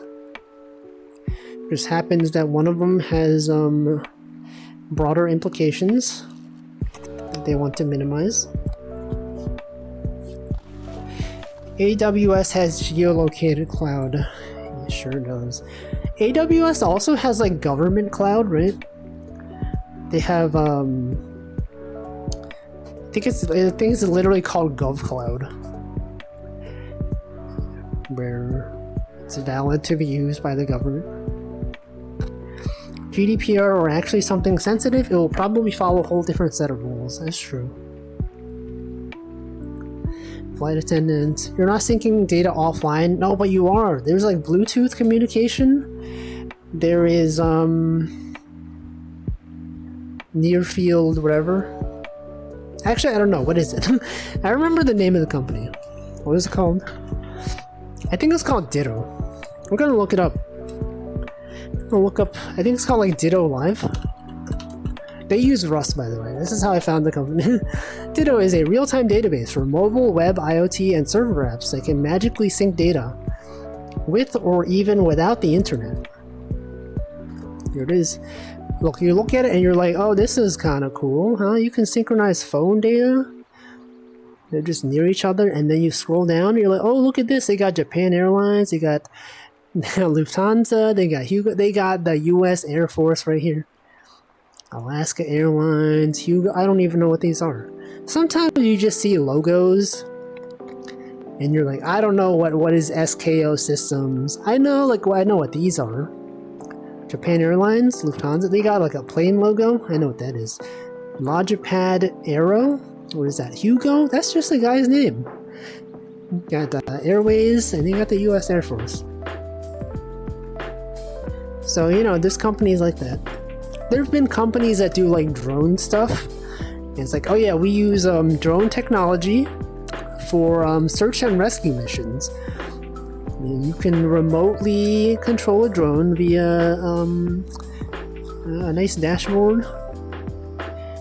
And they didn't mention anything about like the military or the government, but whenever I see like drone software, I'm like, well, I mean, yeah, it could be used for search and rescue missions, but it could also be used to like kill people.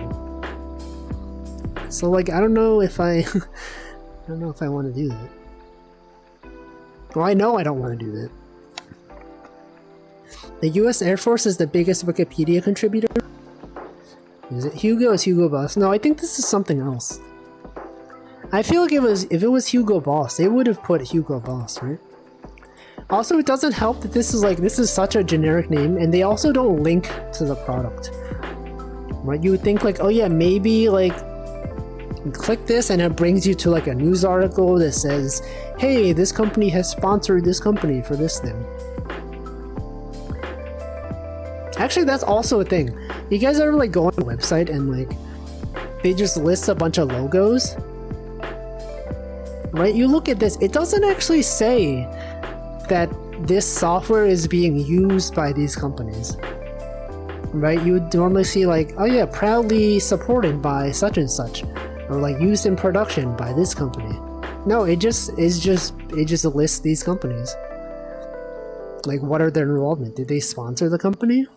Did they are they using it in production? Are they evaluating it? I don't know. Look at the news sections. They do have it there though. The news sections, they do have it there. But some other websites, they just list logos. Also, yes, let's look at the news. Where's the news? Where's their news section? News, jobs, in the news. That's right. You got their money. You got the airlines. Well, that is the unfortunate thing though, like, it does have valid use cases for like plane. Yeah, that's the downside of doing anything plane related. Is that yes, your thing could benefit airlines, it could benefit travelers, but also it could be used to kill people. So I don't know. I would like to minimize the amount of that kind of stuff I do. Ideally 0. Ideally, the software that I work on will not be used to kill anyone. But you never know. You know, the person, you guys know the JSON, the the software, the specification known as the JavaScript object notation. They have a license that says, it's like a non-standard license. It says, it's like the standard terms, but then it also says you may not use this software for evil. And people that know software licensing is that they tend to word them specifically so that it's not ambiguous the way it's being used. And, you know, some companies, they emailed the developer and they're like, hey, like, I know we're not really using it for evil, but like the term evil is kind of vague from a legal standpoint. And then I think they specifically gave an exemption to IBM or something. They're like, sure, you may not use this for evil unless you're IBM. Then you can use it. It's fine. I think it is actually a thing that happened. If you look it up, I'm sure you'll find articles that IBM is allowed to use JSON for evil. In fact, after I catch this fish, I'm going to look it up. Imagine working on curl. That is also true. Like software that's being used like everywhere. So you can't control it. Here, let's look it up. I'm not making this up. It's real. I don't remember if it was JSON though. It might have been something else. Why is this keeps closing? Okay, let's see. IBM JSON evil. Yep, it does show up. Here it is. I gave permission. Oh, it's not JSON, it's JSLint. Sorry, I was mistaken. JSON is not the same. JSLint. JSLint is a JavaScript, it's like a style checker or whatever. Yeah. They're allowed to use it for evil. And its minions. It gives permission to IBM, its customers, partners, and minions to use JSLint for evil. The attorney wrote back and said, thanks very much. That's cool. Wait, was it JSON? JSON license?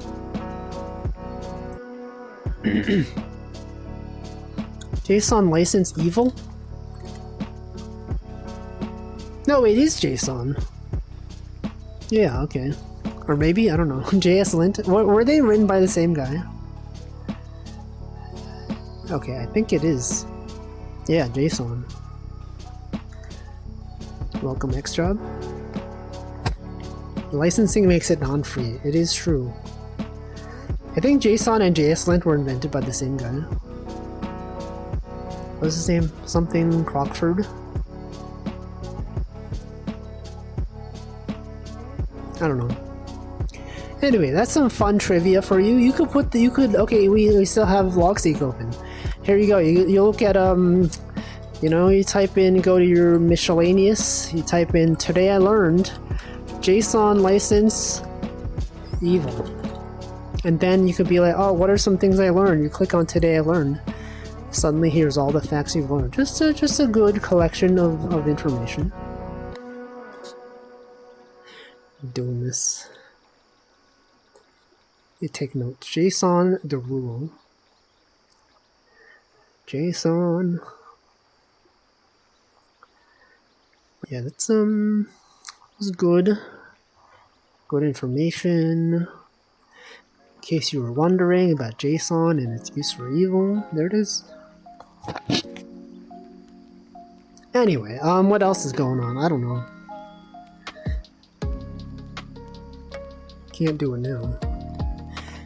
Time you use Logseek, you end up with the wildest mix of German and English. You can do both. Yeah, Douglas Crockford. He sure has done many JavaScript related things. Where would we be without him?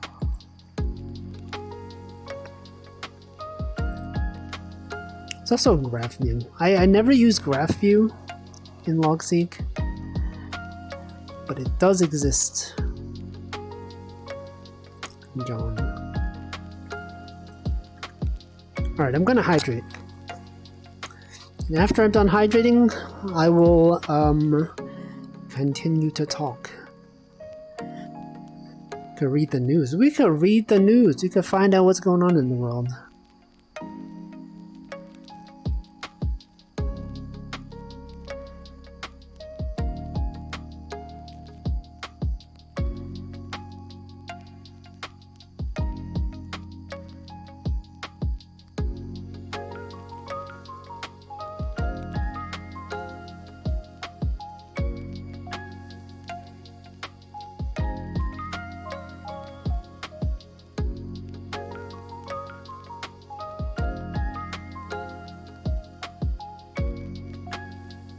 Alright. I've completed hydrating.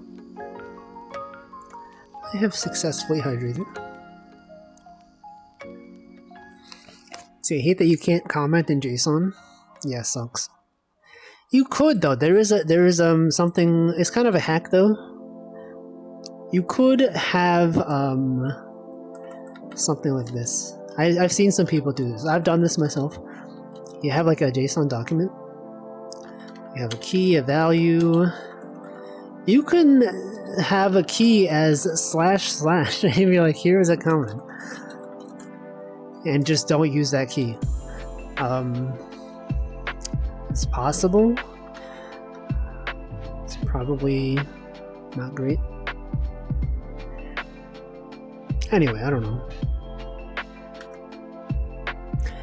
I don't know how well this shows up on the screen. It could be that you can barely see this. I was doing this whole demonstration. I was like, oh yeah, you could totally see this, right? I'm sure if you zoom in, you could probably see the text. Kind of structure you had. Human interaction, that is also valid. I would have called that like social. I actually, in my new workplace, I used to have everything, like any sort of like Zoom meeting or whatever, I would have like a meeting category. But then I realized like some of these meetings are not actually social. So I would just have social instead. And this would be like any sort of, you know, social activity. Social meetings. Computer science and media. I like media. Other, I guess your other is the same way as I use MISC. Other is probably better than MISC. The cool thing is you can rename it if you want. You know, you can call this other, and it'll just update everything to also say other. It's powerful. Work runs under computer science. Alright, well anyway, anything else been going on in the world? Let's look at the news.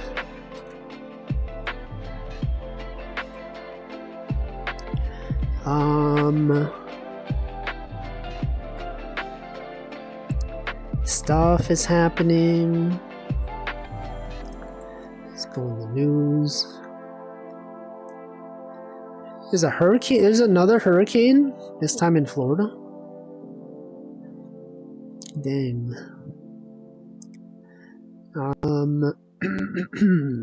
They got other stuff happening. It's the fun news. And all this is not even fun news. This is, in fact, bad news. If you ever get lazy, you can set up templates. Yeah, I did that when I first started using Logseek, but I never actually used them, and also it takes like 2 seconds to type this out every time, so it's fine. I used to have a thing for streaming. I would type like /stream, and then it would just like, you know, all of my streaming categories, it's like I have this, right? I have streaming, I have played, name of game, and I had rated, and then rated, you know, name of person, and then I had a thing for discuss, and then I had stuff that I talked about. Yeah.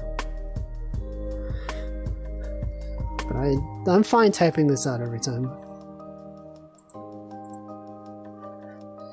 You can indeed. When I'm getting emails or something, hold on, let me check my email. What's happening? My receipt for my payment to Google. Oh, this is for my YouTube memberships have renewed. That is something. That's it. Got PayPal. Okay, let's read the news, guys. Google News. You guys see the Google Pixel 8 is launching? October? What's the deal with that? Apple has an event on October 3rd, really? Let's see. I'm not too excited about phones anymore. You know, a self-reflection tech. I have a thought, like when I like THOUGHT. I'll just have like, it'll usually be in my miscellaneous section. It'll be like, you know, miscellaneous. Be like, wow, this, I'm sure I'm bored or whatever. And then I have thought. And I check all my thoughts. I can just click this and it'll be like, oh, here's what I was thinking on this day. Some people have things like, you know, mood, reflection. They have things for like, you know, I created something. I like consumed, created.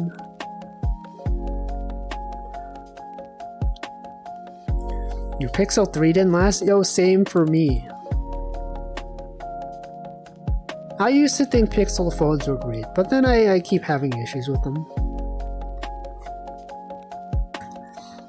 By Nexus, what is it? The Nexus 5X was before they had Pixel as a brand.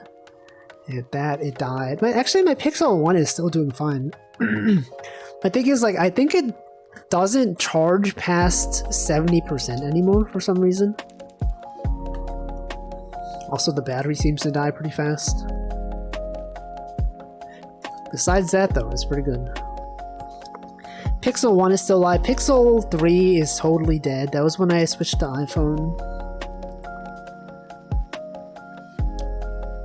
So you can't change it for 2 more years. You'll never buy a premium phone, just a flagship killer. You'll never buy a Pixel or like an iPhone. Your work tag, I know that word. They use that word in Japanese, and it's based on the German word for like work. That's their word for part-time work, right? Go for gaming phones. You're gonna get an Asus phone. They make phones. I didn't even know they made phones. I used them for a router. That's where my data is being transferred into this headset via an Asus router. I used to think it was pronounced Asus. It's Asus. Asus. You're gonna get a Asus phone, perhaps. Need the headphone jack. Well, I guess you can say a lot of phones are probs, not headphone jack. Am I right, guys? Your 5X died on me during a work trip.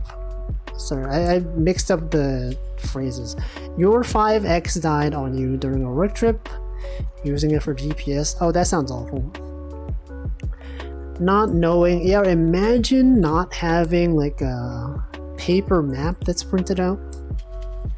Remember back in the day, I would like, when I wanted to go somewhere, and I did not have a smartphone, I'd like print out a map. I'd be like, look up the location on Google Maps. Or MapQuest, you guys remember MapQuest? That was the thing. You print out a Google map, and then you like walk over there, and you'd be like, oh, here's what it is. I remember. Asus makes the Steam Deck competitor. I don't know. If I were to buy like a Steam Deck-like device, I would just buy a Steam Deck. I feel like those are guaranteed to be more compatible. Learn from Mabinogi. That was part-time job. I learned that from anime. I like the Poco phones. What's that? And don't you dare say Poco these nuts. Gonna get an Asus phone years ago when Google's Project Tango was a thing. I don't even know what that is.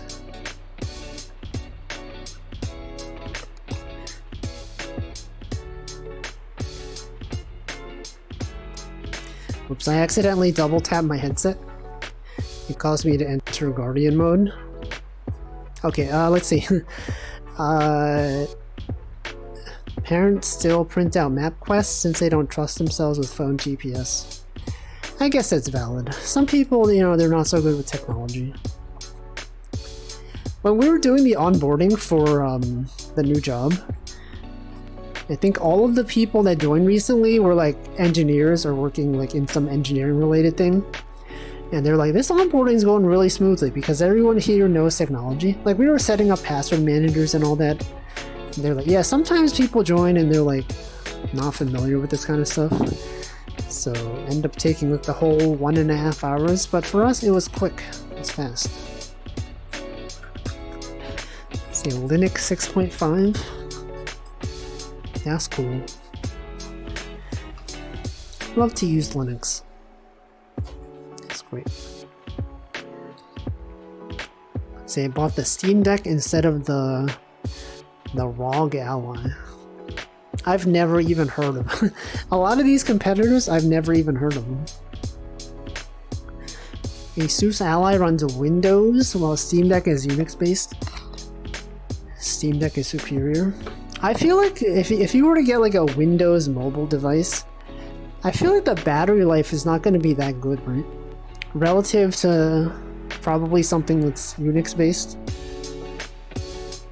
Because like if you're installing like a Windows device, it's basically like just any...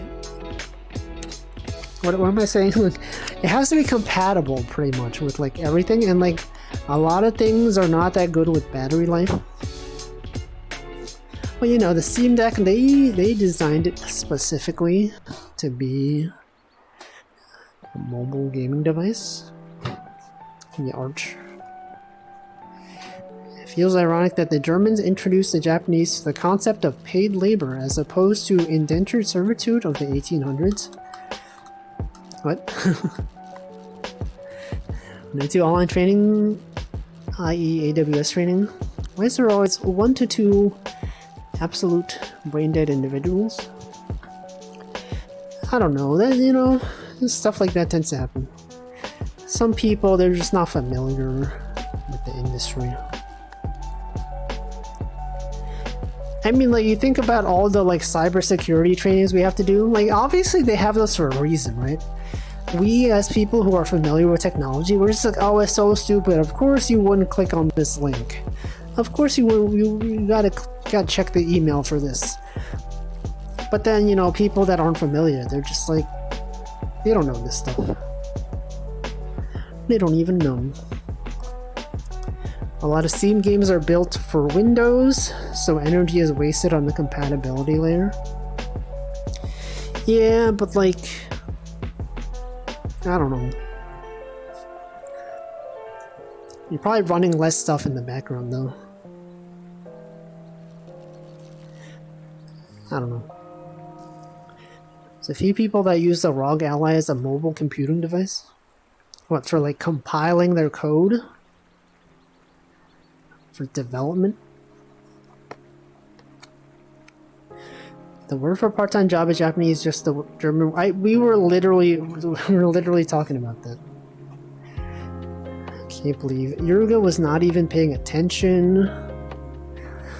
Actually, wait, that's...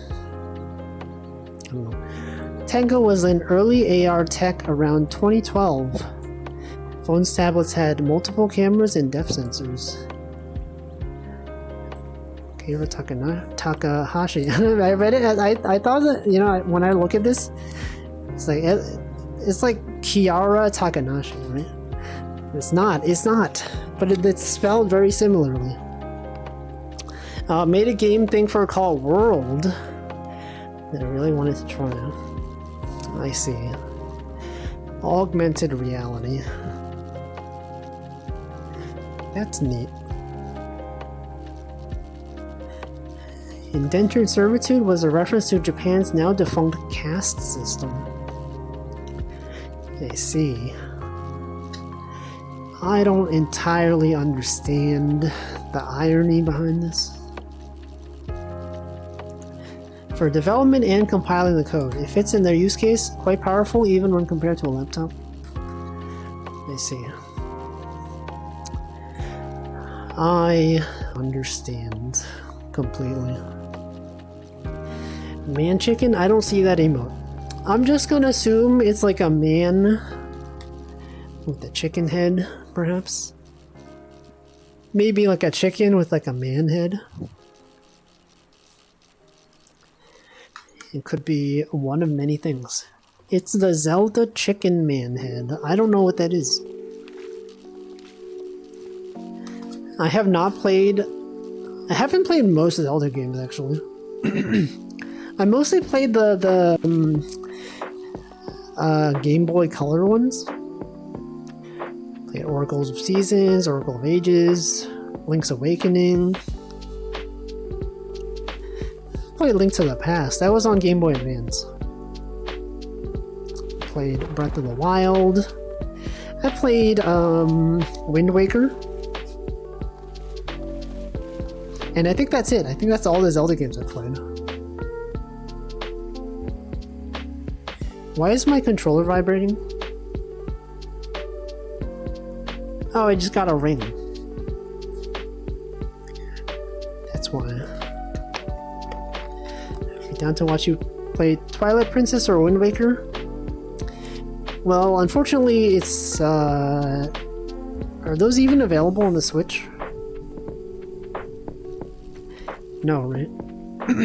I don't know if I would play Twilight Princess. I've seen some people play it and didn't seem that interesting to me. Wind Waker though, Wind Waker is really nice. I enjoyed that.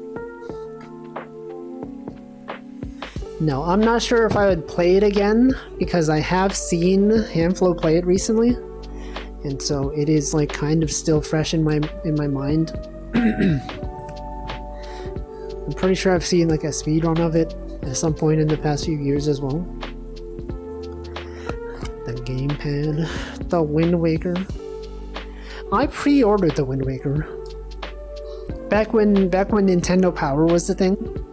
You pre-order, you would get like a strategy guide. What is it, Prima or Brady Games or whatever?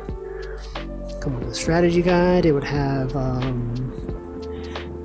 had the other CD with Ocarina of Time, Master Quest. Oh yeah, I've also played part of Ocarina of Time on the GameCube, and I never finished it. Started playing again because of Handflow's playthrough. That's cool.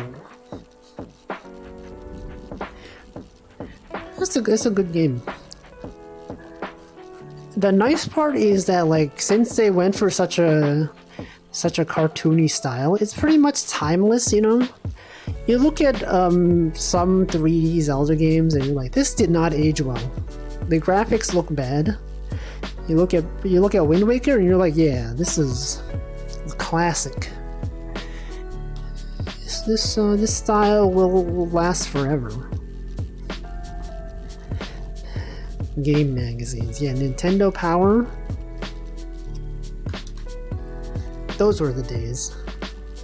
Think all the games look good?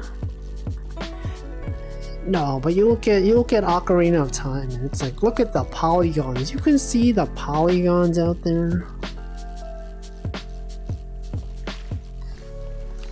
That's wild. Did they remaster them?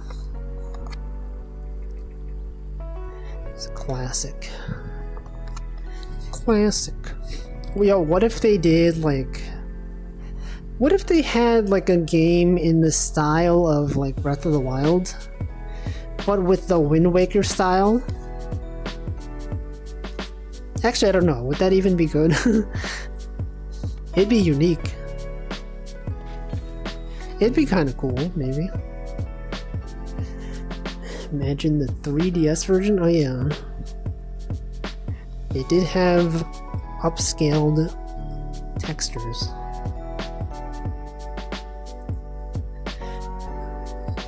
Wait, what the? Oh, there's a fish. I see. Get out of here.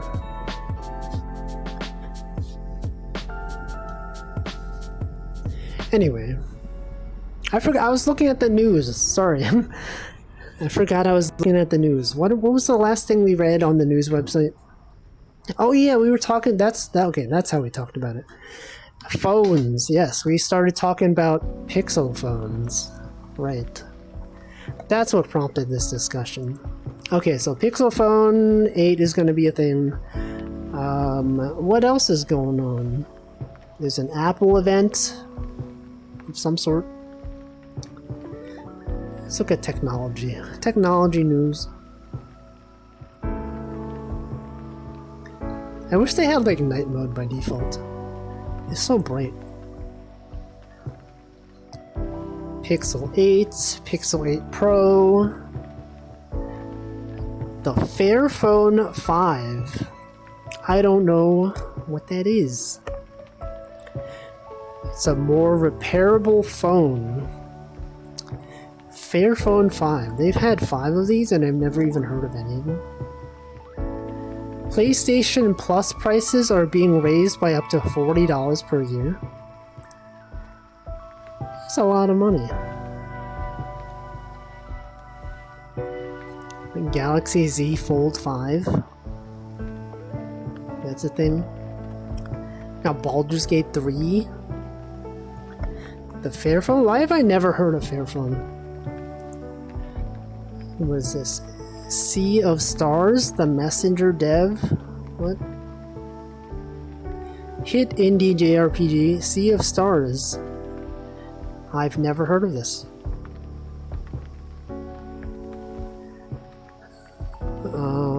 Google Chat now plays nice with Slack and Microsoft Teams. iPhone.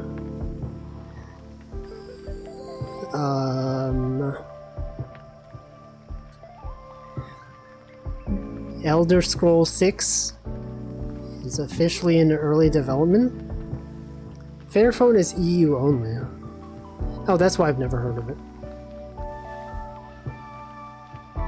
EU is going to bring back removable oh yeah, I saw that. That was the thing, right?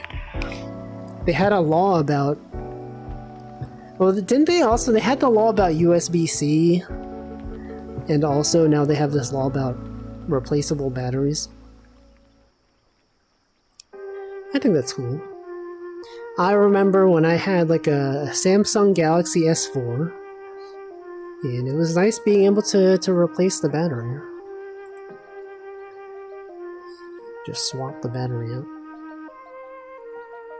At the Apple Watch, an AI quadcopter has beaten human champions at drone racing. Yo guys, Call of Duty Season 5! Whoa, Call of Duty! That's wild. Samsung Galaxy S24? What, that's like 5 cameras. You guys see in this phone? Got 5 cameras on the back. Is that too much? That feels like way too much. Why would they have 5 of them? Baldur's Gate. Starfield.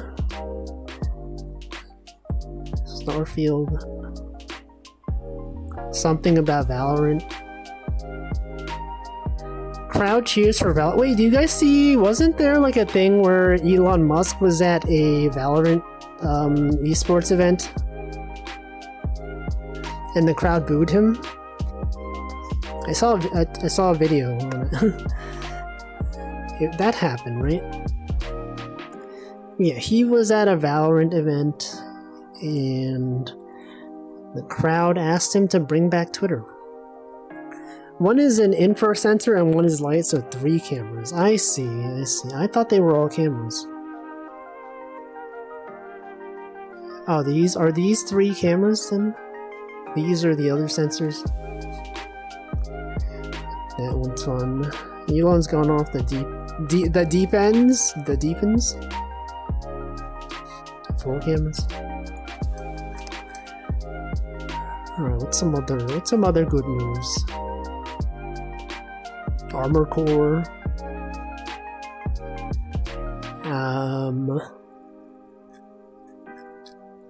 Entertainment. No, when I click entertainment, I want to see like not celebrities. I want to hear about, I don't know, VTubers.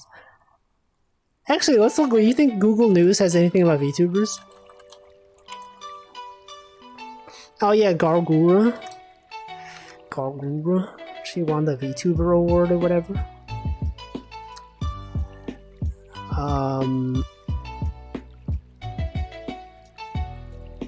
Vshoujo.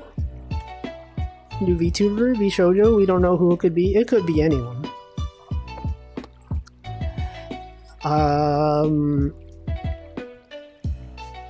Someone's graduating. Prism Project. Why is this on Google News? Prism Project VTuber Lana Shikami will graduate. I did not know. The 5 best VTubing apps for beginner VTubers. I sure hope VTube Studio's on there. Sanrio has a VTuber project? You got Sanrio VTubers? Hello Kitty? It's not Hello Kitty. Nyantasia. Let's see. Of course, they got animation out here. That's something. Opera GX. Wait, that's a thing. Opera GX has a VTuber? There was some controversy around Opera GX. Because they were embedding the live stream, so her debut had like a ton of people watching. I forgot about that. Are they still doing that? They're doing the thing that F Extra Life does. Every time you want to read about Dark Souls, you go on the F Extra Life wiki. And they always embed the Twitch stream on there. And they get a ton of viewers that aren't actually watching. Are they doing this? Or is Opera GX still doing this? Was it just for the debut stream? They're still doing it? Oh, they had, I don't know, they had a ton of people. But I think sometimes it gets recommended, sometimes she has like 1.9k viewers, which like that's really good. That's like really high. Assuming that she's not being boosted by auto embedding. It's like 2k. Is that not how you pronounce it? Is it pronounced F Extra Life? That sounds weird. I thought it was F Extra Life. I don't know. The streamers are always not very good either. I don't know. I didn't watch their stream. I don't know anything about them. Gaming browser's first ever VTuber explodes on Twitch. Why is there... You look at this thumbnail and there's like VeggieTales. Did she do a VeggieTales slide in her debut? Why is VeggieTales here? I guess she did. I guess that was one of her slides. This looks like a screenshot from the stream. K-San is part of Vshoujo as well. That is true. But I don't know. Anyway, there's this though. They have news about HoloLive.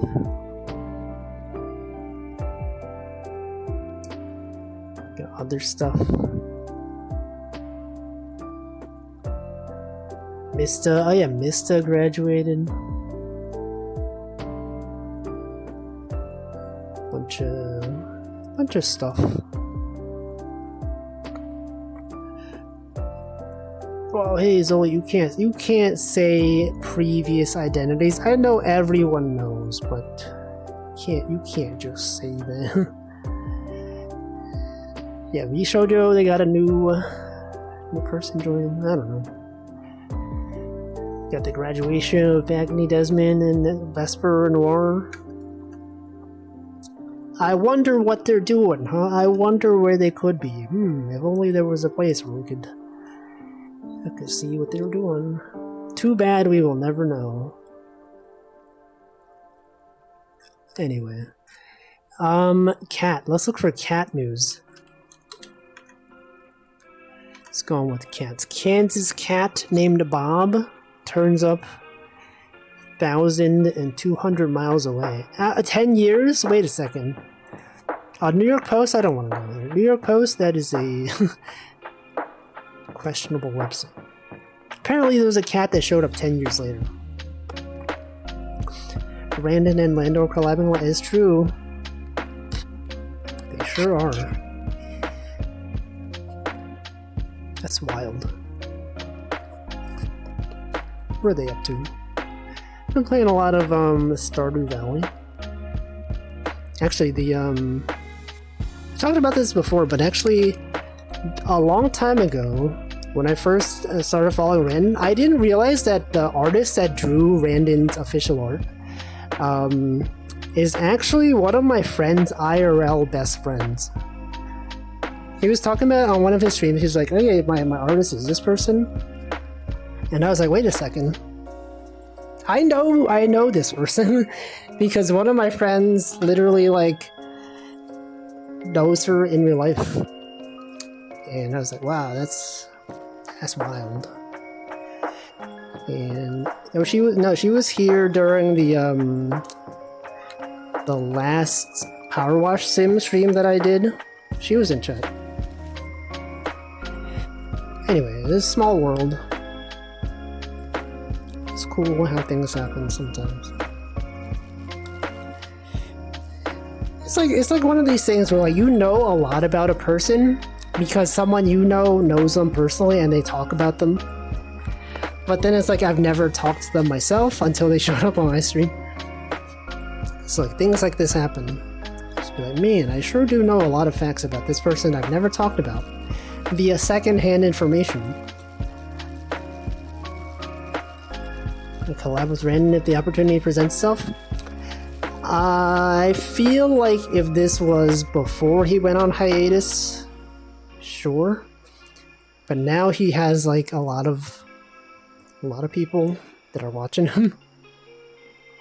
And I think that me personally, I do not want to draw too much attention to my own channel. So I don't know if I would. It's also like the discrepancy of like viewer counts is so much. You know, like back in the day when he would have like, you know, like 60 to 80 viewers. Actually, that's another thing. Like the mood in the chat has changed so much.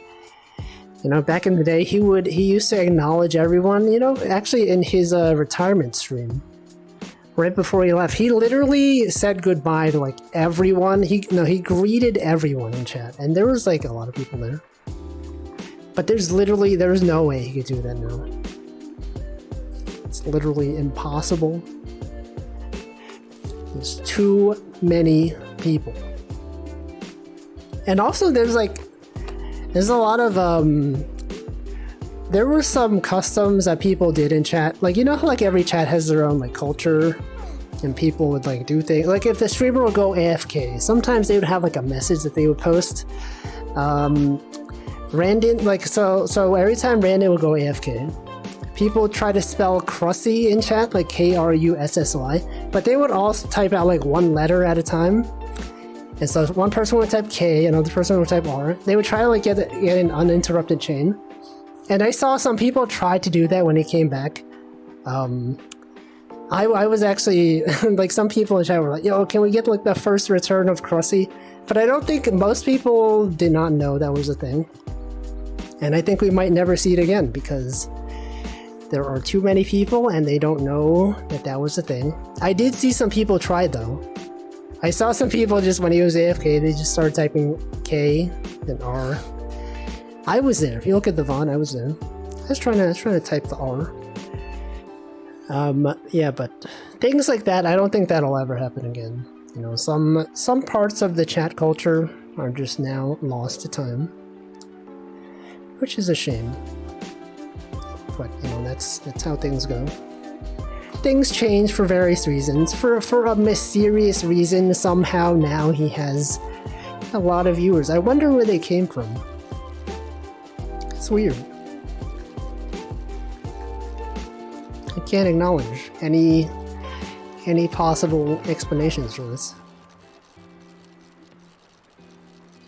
Imagine, yeah. I wonder, like, what percent of people even are aware that's a thing anymore. Like, you think someone will be like, hey, back in the day when I used to stream, we would have this thing where we type out this thing. I don't know. Maybe. Anyway, that's cool though. Glad to see he's doing well. Anyway. Stuff happening. The water and the bonk. Yeah, but like the water and the bonk is like, it's automated, right? It's a channel point redeem. Actually, I also remember, long time ago, he's not affiliate on Twitch. He's also not partner or whatever. He's not monetized on Twitch. And I remember back then he would specifically be like, he does not want to get affiliate on Twitch because he doesn't want the viewers to see ads. And so we were like, wow, that's so cool. And now that I think about it, I'm like, oh, that's probably okay. I kind of know why he did it, because he was gonna retire anyway. So now that he's back, I don't know. Maybe he could get partner pretty easily if he wanted. He wasn't sure if he was going to stream on YouTube or Twitch. And you always get the comments from people on YouTube that are like, freaking, don't you dare stream on Twitch. I hate Twitch. Twitch sucks. I don't understand why anyone would use Twitch. Freaking Twitch. Yeah, he's dual streaming. But if he gets monetized on Twitch, then he would not be able to stream simultaneously on YouTube. But it does seem like a lot of people that use YouTube only, they just hate Twitch. People who use Twitch, they're just like, yeah, I guess YouTube's fine. You can't dual stream on Twitch even as non-affiliate? No, you can. I'm pretty sure you can. Because you haven't... You can't? Okay, well, I don't know. He's doing it, so... He hasn't gotten bonked yet. They changed that. Did they? Also, welcome Unlucky One Day. Hold on, let me check. I'm gonna check. Twitch multi-streaming. What is it called? Dual streaming? Multi-streaming? It's probably not multi-streaming. Twitch exclusivity? Maybe? Dual streaming simultaneously. Twitch, well, I mean, he is simultaneously streaming at the same time. Simulcasting. Yes. Simulcasting guidelines.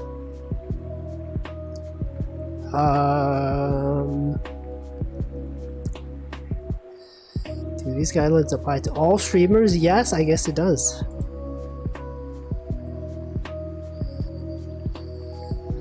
Okay, what is the actual policy though? Oh, it's prohibited. Okay. Simulcasting is prohibited in our terms of service.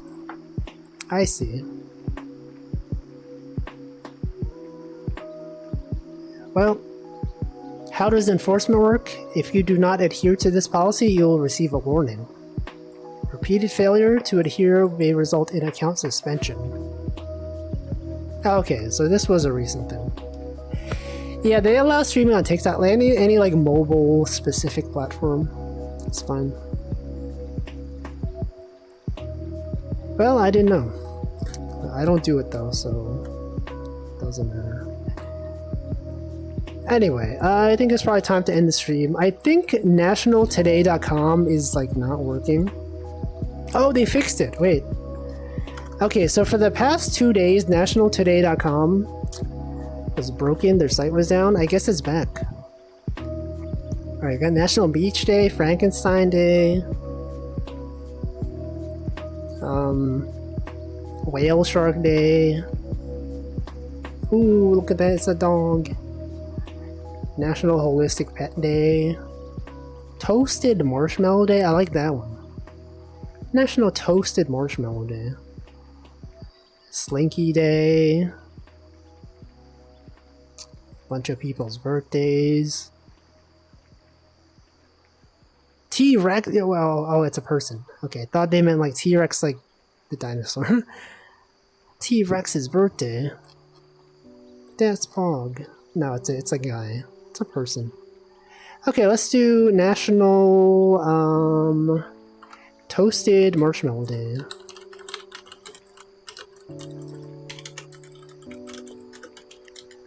Alright, who's streaming? On Twitch.tv.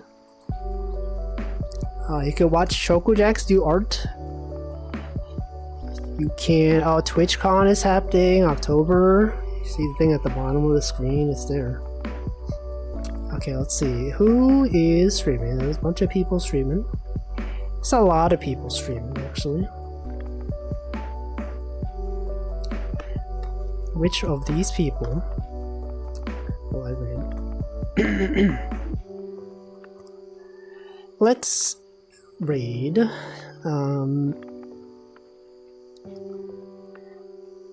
Let's raid. Hold on, this person. Let's raid this person. I think Chia raided her the other day, and I was like, that seems chill. So I don't know how to pronounce her name. Shamaya, doing some kind of art. Anyway, okay, we're gonna raid. I will be back tomorrow. I'm gonna start Dark Souls 3 tomorrow, and I think that's cool. We will see how different it is from Dark Souls 1 and 2. I've heard that it's much faster paced. I've heard that the enemies are really fast, and I don't know. You'll see. So that's tomorrow. Friday, I have Miku Picross. Saturday, I don't know. I'm gonna pick up something on Saturday. Whatever it is. But for now, that's basically it. I'm just gonna sit here until the countdown starts.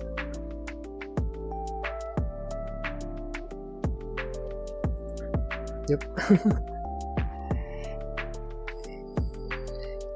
Thank you for watching. It's a good stream. Today, talked about many things. Several things were talked about.